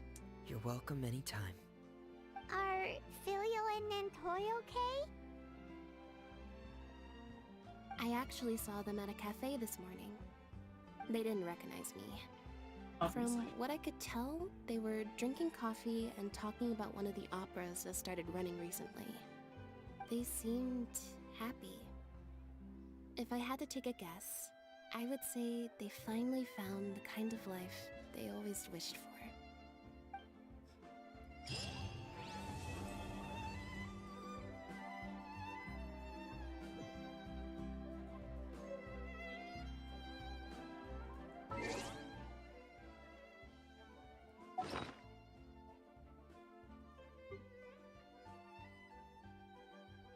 Oh, that wasn't a recipe, it was just a piece of furniture? This scenery is wonderful. I'm gonna go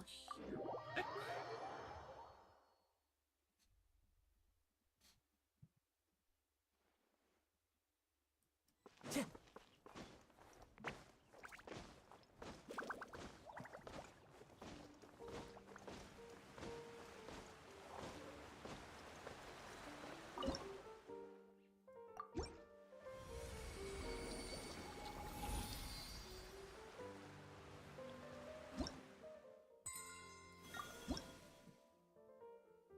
Oh look, another crown.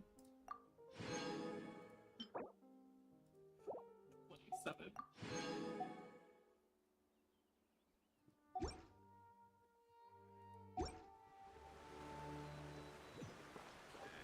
How many promos do we have?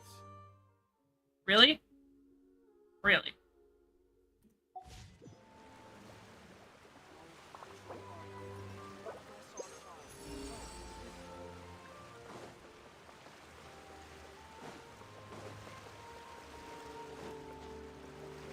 One with nature. Really?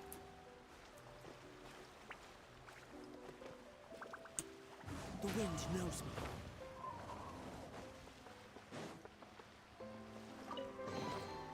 Who says there aren't benefits to a life of wandering?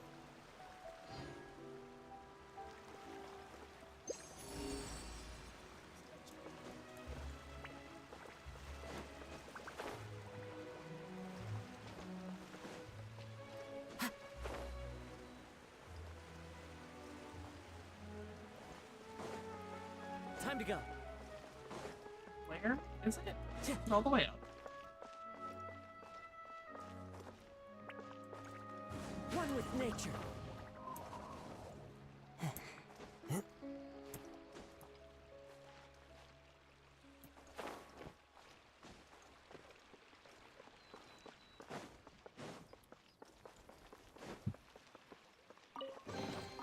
Brings a smile to my face.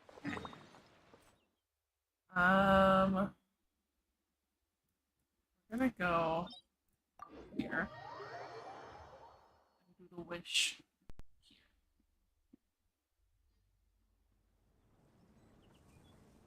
Well, that's an interesting looking domain.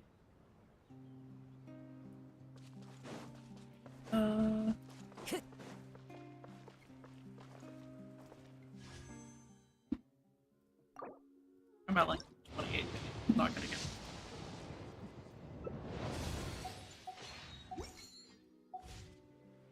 Okie dokie.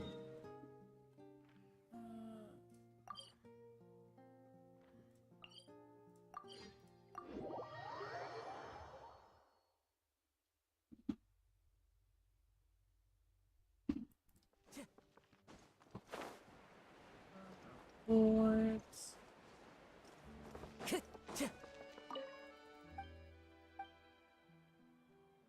Stormy, long time no see. How goes?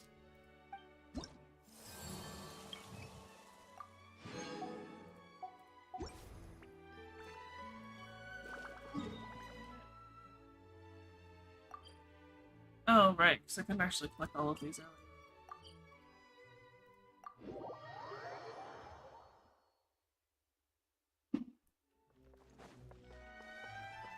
Add Astro.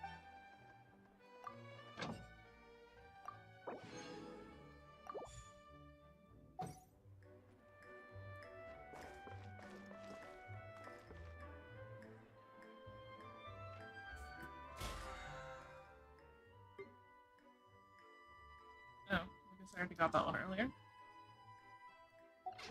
I don't think I can use all of my resin.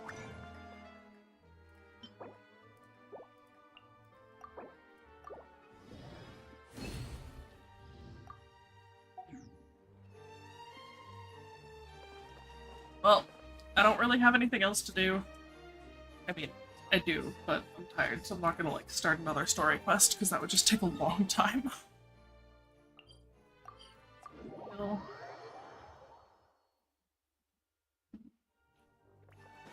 Time to go.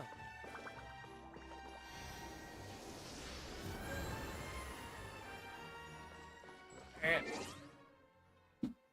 So yeah, with that, I think I will call it a night. Thank you so much to everyone who came to hang out, and I will be back tomorrow with I don't know what, because I finished the quest today, so we'll see what I feel like doing tomorrow. Good night, or good day, good afternoon, whatever time zone you're in. Bye!